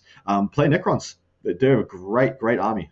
Well, I mean, you get to do things. Something we talk about where you don't need the permission of your opponent to score points, raise the banners, Yeah. engage in all fronts. Is like how do what's a good way to do that? Is having some of these little onesie twosie types, the murder buckets as we were calling. What are the crypt, thralls Crypto run Thralls, around yeah.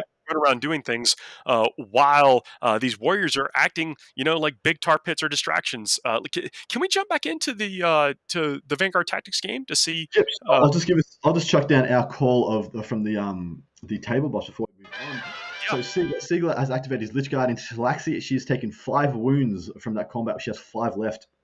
Mark then activates the Demonets, kills 2 warriors, but 1 stands back up.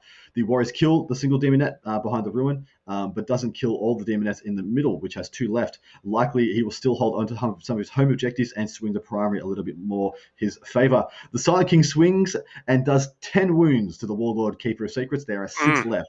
Jalaxy attacks the Warriors, only kills one Lich Guard. If you're going to tar pit a Keeper of Secrets, Lich Guard is like at the top of my list to slow them down. The Keeper attacks the Silent King and only does 3 wounds to a min here. That is some bad rolling there.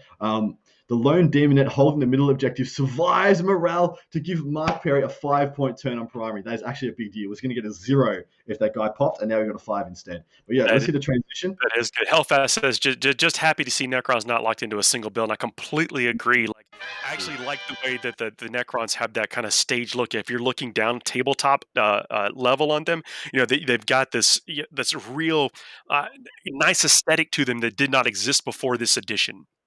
Yeah, 100%. And yeah, couldn't agree more. It is a glory age right now for the Necrons, and they're going to stay this. They're going to stay this good. They just got a good codex. Oh well, the number of models available to them has exploded essentially. Like, and I like that you can have two or three different versions of an all melee army. You can have 2 to 3 different versions of an all shooting army. You could have the hybrid of the two. You could have, and then when you stack up the fact that there's, I think there's play in multiple dynasties.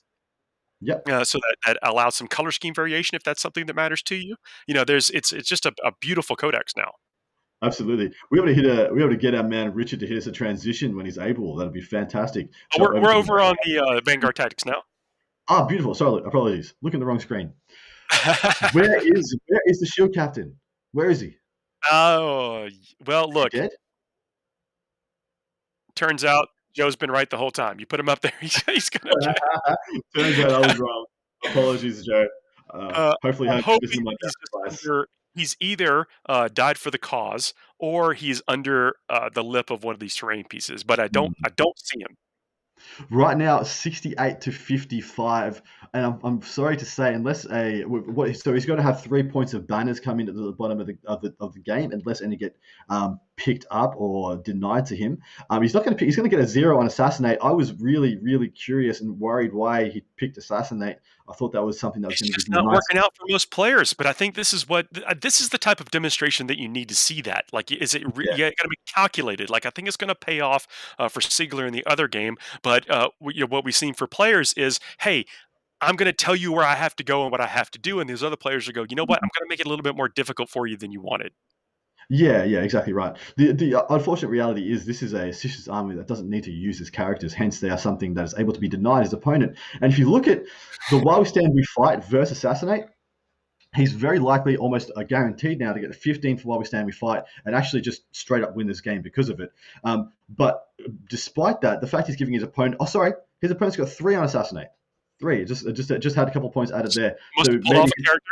Yep. Okay. Must have got one. Yeah, must have got one, man. And kudos to him. That's well done. I mean, even Celestine. I mean, that's a potential. I think isn't that 2 points you could get from Celestine? 3 points, but then she'd have to not get back up on a 2+. Okay. Yes, score 3 points victories at the end of the battle, so they have to. Instead of like the thin their ranks, it doesn't count multiple times. Assassinate would be once they're down at the end of the game. You'd count the points. So that must have been a character that has only in a rerun. Yeah, so odds are here, the only points that could possibly be added for Joe's at the end of the battle round, he gets 3 for grind them down if he's gotten more kills at the end of his battle round than Mr. Box. And he could get a possible 3 more for banners. He has 3 banners raised in his 3 home objectives. So he could end up on 15 for banners. That is very well done. And of course, that defensive posture that he's played throughout this game has defended that position also. So we could see another 6 points added there. So he could end up on 77 for his final score. Crazy. That game is still going on the other side. Sorry. We're going to go back to that in a second. Yeah, absolutely right. We're just going to give a quick call for this game and then rejoin this at the bottom of turn 5.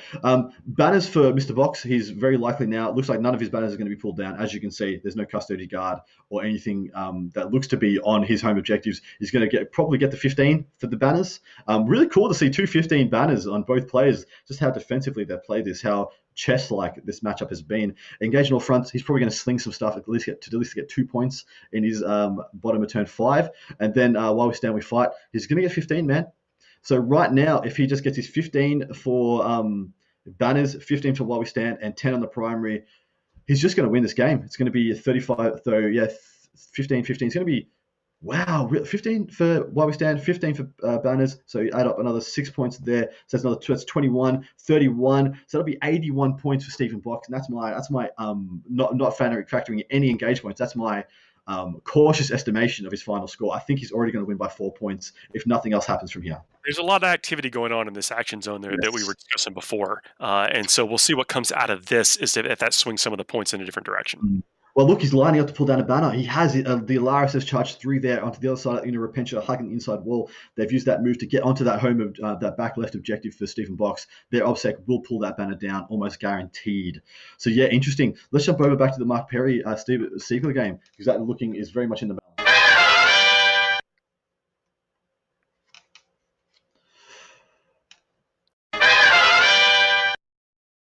That area just a couple of short rounds ago. Oh yeah, absolutely. I mean, the Demon Nets. I think there's like what, maybe 3 Demon Nets left on the table. Maybe 3. Yes. Exactly right. Where's that other greater demon? She's fallen back from the Silent King. She wants no part of that fight.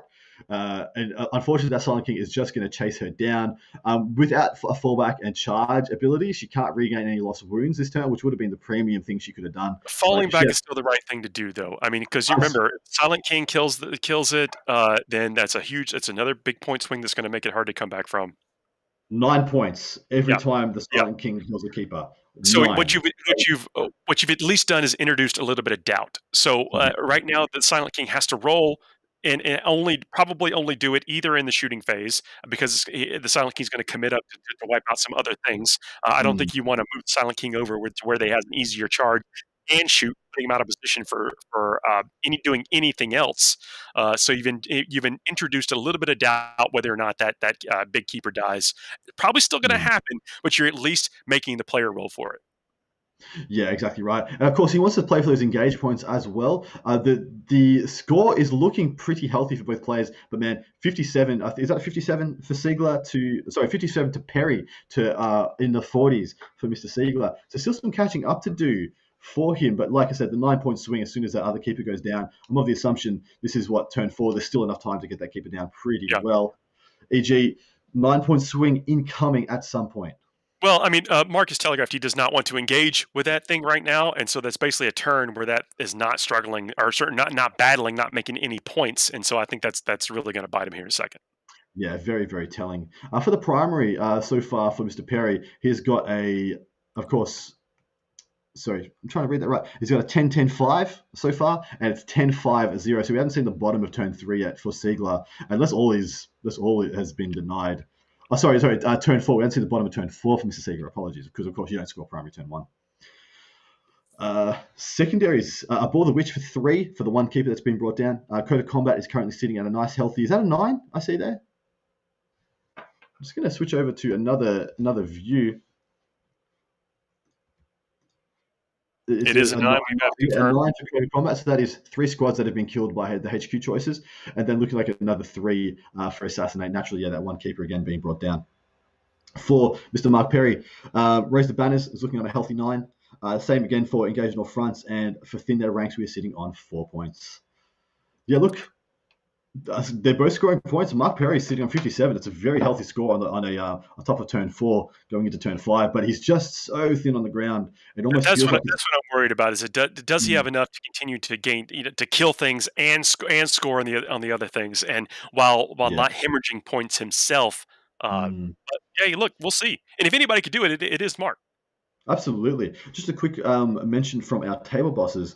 See what's going on there. So Mark scored 5 for primary going into this turn. He pulls his Furies on the bottom left back into cover. He knows the Veil of Darkness is going to be coming next turn, almost definitely. He falls the keep away from the Silent King to stay alive. It gets him engage points. Shalaxia stays in combat. The lone Demonette in the middle rolls a 6 for advance, but Mark realizes there is nowhere to go. He will die regardless. But look, you take your shots. You miss 100% of the shots you take, or you don't take, and then sometimes you still have nowhere to go when you roll a 6. He's still got the divine satisfaction of rolling a 6. Maybe that's seated in the back of the. It's possible I can roll 6s again. Well, we know we struggled with that earlier, but here it is back again. The batteries are recharged. It's all flinging back. In the Psychic Phase, Shalaxi casts Hysterical Frenzy, e.g. the fight in the Psychic Phase power, pulls down 2 Lich Guard, but 1 stands back up. With Smite, Celeste kills 2 warriors. Into the Crack That Whip phase, Celeste kills 4 warriors and 1 gets back up. And straight into the Assault phase, Celeste gets a big 12 on the charge into the warriors, and he was only 12. He was only 2 inches away. So you're right. The sixes are coming up plumb for Mr. Perry. Shalaxi is going to kill it and going to go into the Lich Guard. Looks like we're still waiting for that charge to take place. Shalaxi has made contact. So sixes are a mental bolstering. That is exactly what Mark's going to need.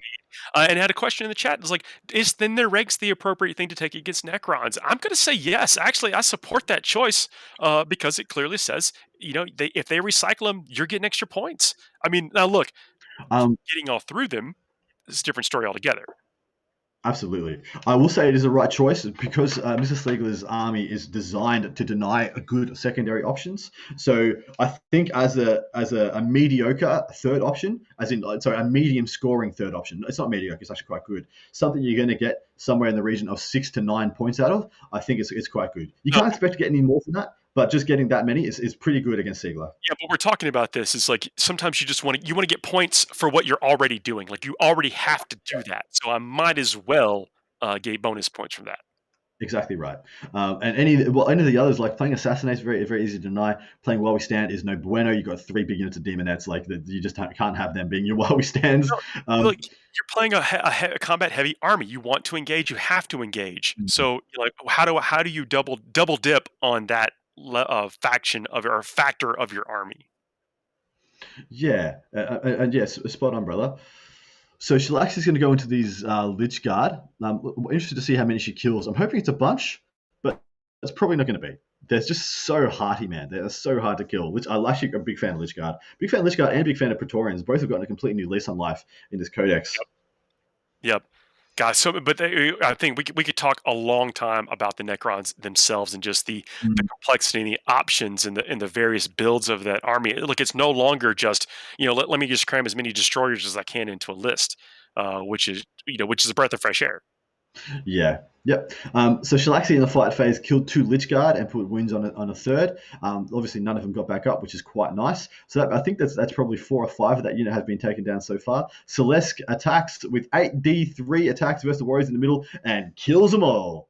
If I didn't tell you before that Celeste is punchy as hell, she's absolutely punchy as hell. She's not very resilient, like the toughness 6 or whatever with 8 wounds and only 5% vulnerable save, but she butchers. She just like spins and whips and spins and whips and kills everything. Mark got 3 points for engage and 3 for banners this turn. Yeah, that's good. I told you that momentum is building up. That's what a couple of good just 6s, even if they don't take you anywhere, makes you feel better about your next set of rolls.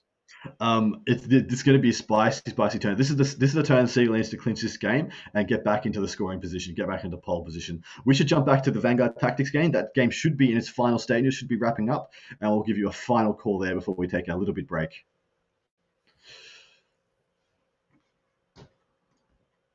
See for transitioning.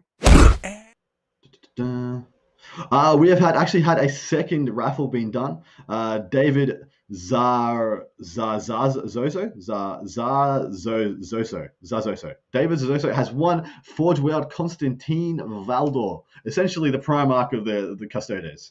That model is crazy. Like, I remember looking at that model the first time. Is like, is this for real? Like, is that? Yeah. I mean, but it's also epic. It's epic as all get out. Like he is saying, he's like, yes, this is my outfit. Yes, of course it is. Like, I'm Constantine Valdor. It's not even my Sunday best, guys. Like, don't go crazy. Yeah, this is my battle outfit. I wear this to get dirty. Yeah. This is my battle girdle. But I love the guy. Like that character is so amazing that he can side eye Primarchs, and they're like, I'm not really sure. Yeah, probably not today. Yeah, it's like, did I eat my Wheaties this morning? Am I going to engage with this guy? Now, look, I think yes, the Primarchs have him. Most of the time, but the fact that it's still a conversation. I mean, it's just that anytime that character is featured in the books, it is freaking amazing. Yeah. Look, man, big plays happen at the bottom of turn 5. He has gone out. He has slung some Custodes across the board. The Alaris have made connection with those Repentia hard on the other side of that L. They've slung onto that top left-hand objective, pulled down a banner, which is going to be problematic for Mr. Box. Going to cost him 2 points at the end of his score because he's not going to have the opportunity to clear it off and put up another one due to the density of OBSEC.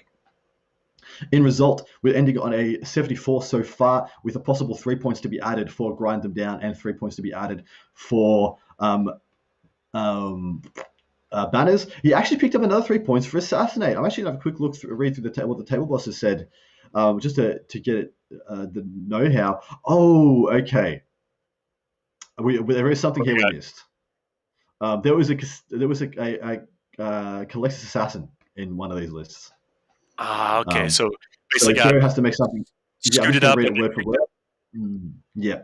Turn 5, and Joe has to make something happen to pull the game back. Joe shoots and kills the remaining Repentia. He's trying to take out the Colexus Assassin and then charge the priest behind the back ruin to pick up some assassinate points. The Colexus goes down. Joe spends CP to double rapid fire into the Canoness. She survives with 3 wounds remaining. The Alaris go into the priest, and the Guardians go into the Canoness. David Zazaze won Constantine Valdor, if you didn't see it before. The Alaris take down the priest, and the Guardians take down the Canoness. Stephen spends CP to bring the Canoness back with 1 wound. Stephen has 1 at the bottom of Joe's turn 5, but they are just playing it out for fun. So Joe's ending on 74 to Stephen's 79, or so is what they say. Gotcha. With a couple more points to be jotted in for Joe. Joe has another potential 6 points to be added, which take him to 80. But yeah, they haven't even scored the secondaries for Mr. Box. Even he's just getting it's a testament to how these lists were built to go deep into the rounds, right? So the Collectus Assassin does basically nothing against Custodes, but would be ultimately useful later in the rounds.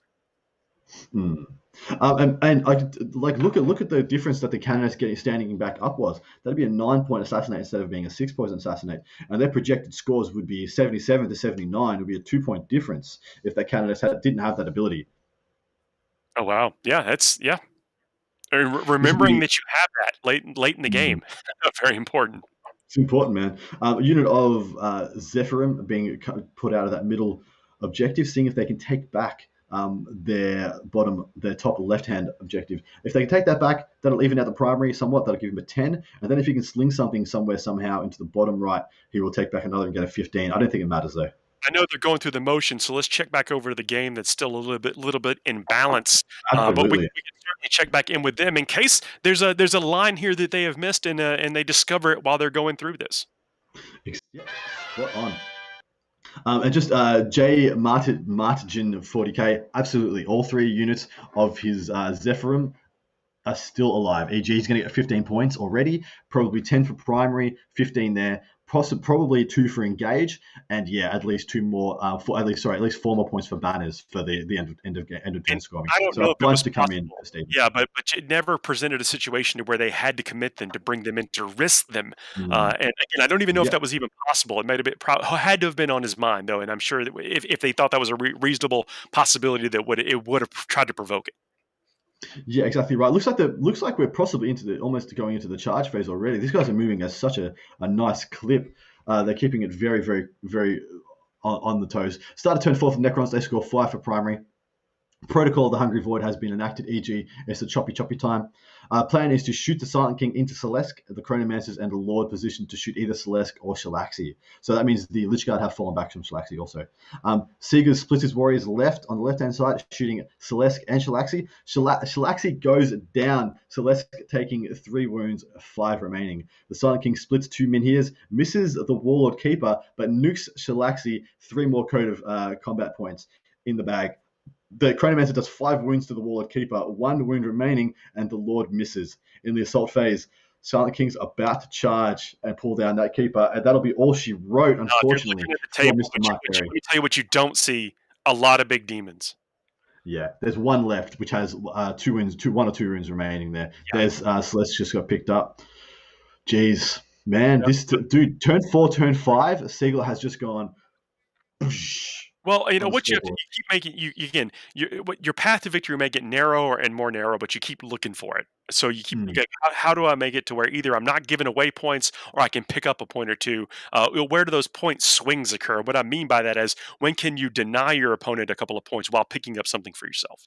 Exactly right. He's gone from 3s on Aboard the Witch and Assassinate to 12s on both of those in this 1 turn, and Code of Combat should be on 14 points. How many did you say? Sorry, Richard? Oh, 2,200. Nice. Wow. So we've just been told by our good man Richard in the mic, who's wearing an incredible helmet right now, that we have 2,200 viewers across all aggregates, across all platforms watching us right now. Thank you so much, you amazing people at Well, home. Hopefully you're enjoying if this. I can, let me take a moment to point out that we have a charity active, for frontline responders, and you can get that link off the Las Vegas Nopen.net. You can go to the charity, and if you're in a position to kick in something for these first responders. It's a global Absolutely. benefit for coronavirus relief. Absolutely, yeah, yeah. Equipping frontline responders with the appropriate PPE and protective equipment they need in order to stay healthy, prevent themselves from getting sick and transmuting and being transmitters themselves, in order to keep doing what they're doing, the amazing works, keeping people healthy, fit, and fighting back against this pandemic that has caused us to have such a crappy 2020. If you're just joining us, also we have the Gleam. Like we've already announced a couple of winners from the Gleam promotion that's out there. Yes. Brought to us by Frontline Gaming. It's a way to just to give a kind of a tip of the hat to all the content streamers and folks that are contributing to this event, and it's totally free. So go check it out. Do some likes and stuff. Get in the raffle. Okay, looks like the Silent King has charged and picked up that keeper. There are no greater demons on this table. In fact, there are very few demons on this table in totality. Maybe there's a handful of Furies and Demonettes here, there, and everywhere. But man, this will be the last turn. This will be the bottom of, going into the top of turn 5 for Mark Perry. And it looks like both these games are going to be finishing around the same time, which is really interesting because not a lot happened on one game, and then it's been an absolute mayhem field on the other one. I love that though. This is one of those again. You see this, you saw it happening. Like prepare to receive the charge. I'm going to charge. There's nothing you can do that prevent me from charging. It's just about your resilience at that point, your positioning, maneuvering on the table, and it turns out it looks like it's going to get the upper hand in this case. Okay, looks like we are done with this game. They're just going through the formalities. Siegler's going for style points. Going to read verbatim from the table boss because this is hilarious. So Slanesh turn 5, 3 points for banners. There's no opportunity for Mark to score anything else.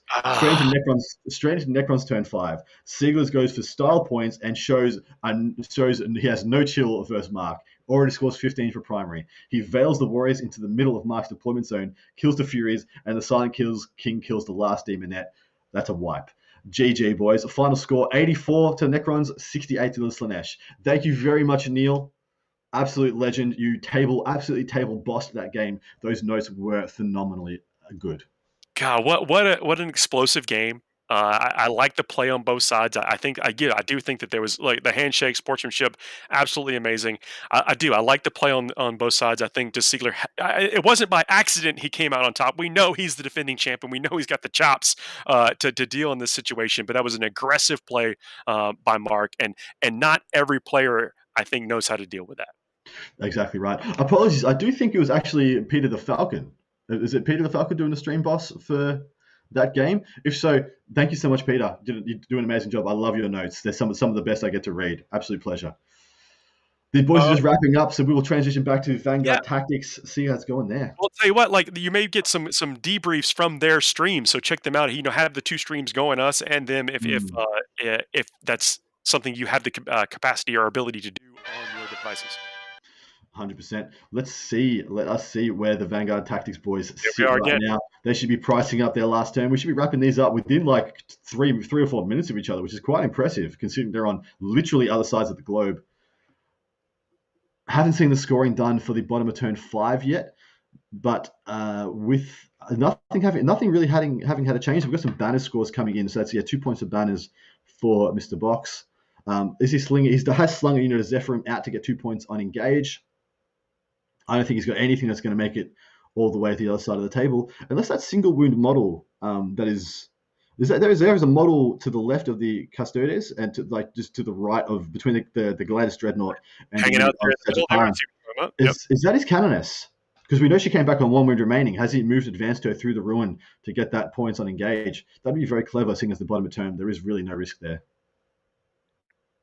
I want to know people's brackets. Like, are they surviving here? Because when you're looking at the two lists, the Necrons versus the demons, like what did you think the outcome was going to be? Do you factor in the player? Like if you voted for Siegler and his list to go all the way, no one would fault you for that.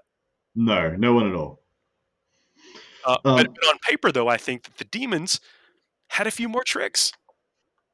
They do, and demons they represent a very real explosive factor in these games. They can just really turn the game on their head. Like any keeper of secrets can just go on a tear, run rampant through your army, and cause you to lose. Like it's just as easy as that. It can just happen, guys. One thing to note: the table boss has already told us this game has completed, and they just haven't put in the scores, and they're just going through the motions for our benefit. Gotcha. But I will give you guys a quick update. Stephen moves some OBSEC sisters onto his top left objective to take it back from the Alaris custodians on there. He moves Celestine and a unit of Zephyrim to deal with the Alaris. The Zephs shoot and kill one Terminator. He then charges the Celestine and the Zephyrim into them, but one Terminator lives with one wound. The final scores is Stephen wins 85-80. Well done, both gentlemen. Tight game. It's a tight game. Yeah, super tight. Did you see that or hear that? We heard it. Oh, damn. Sorry, guys. I tried to move in time. Oh, well, actually, I think this is good for us. I think it's a perfect time for us to take a break. We can be chit-chatting in between things. Let's do that. Let's take a little bit of an intermission with us. That gives people time to go and check out the partner streams and see if they're giving any insight in the games. Come back and tell us how wrong we were with our assumptions about what happened. But let's get the nod from production that we can take a break a bit. Everybody's good. Keep it up in the chat. Look, keep it on the gleam. Absolutely. Thank you for the participation and the chitter chatter in the chat. I'm really enjoying interacting with you. This has been a great morning so far. We have 2 more rounds coming up. We're going to be doing this for the bulk of today. So thanks for joining us. Check in. If you got to go out and do some stuff, come back and check in, see how we're going. And check out. Don't forget to like all the partners and stuff. It's going to be amazing. Just a quick update. Up next, we have the Gentleman Gaming Game, TJ Lanigan, playing into Brad Chester's Salamanders being wielded by a good friend of Brad Chester's. And the Hellstorm Gaming, our good man's a tank and Hellstorm. What's his name? Jeez. More Blood Angels. Taking Mikey. Mikey, that's right, Mikey. Sorry, I was about to call him Brian for some reason, but it's the wrong game. Blood Angels versus Sisters. That's going to be an absolute slobber knocker. Tune in to join us there. We'll be back in about an hour and 15, hour and 20, give or take, and we'll have an updated bracket for you guys. We're getting a word from production here. Look at this. Is this thing on? Oh, it's on. All right. I'm a disembodied head as well. I need to cover my buttons. I know. Stop doing that. Also, just a word to the wise guys. You're going to get kicked out of the stream for a little bit unless the other producer fixed this while I was away. We are having some quality issues. I'm going to try rebooting our server. So hopefully in the next round, we will have much higher quality feeds, the dankest of feeds. And if not, I will just appear in the corner and I will do described television for you. Okay. Spoken word poetry, in fact. Yeah, so much for joining us this morning. Stay tuned. You don't want to miss any of this. We've been talking about Martarion for what feels 2 weeks. We're going to see if it lives up to the hype. And look, I love Blood Angels, and this is an unconventional list. We're going to see if the strategy of play versus the Sisters is any different than we saw just a few minutes ago. Dude, so keen, so happy to be here with you, so happy with the people who have joined us so far. See you soon, guys. We're going to go rest our throats, drink some tea, take our ease. Back on the next round in a little while.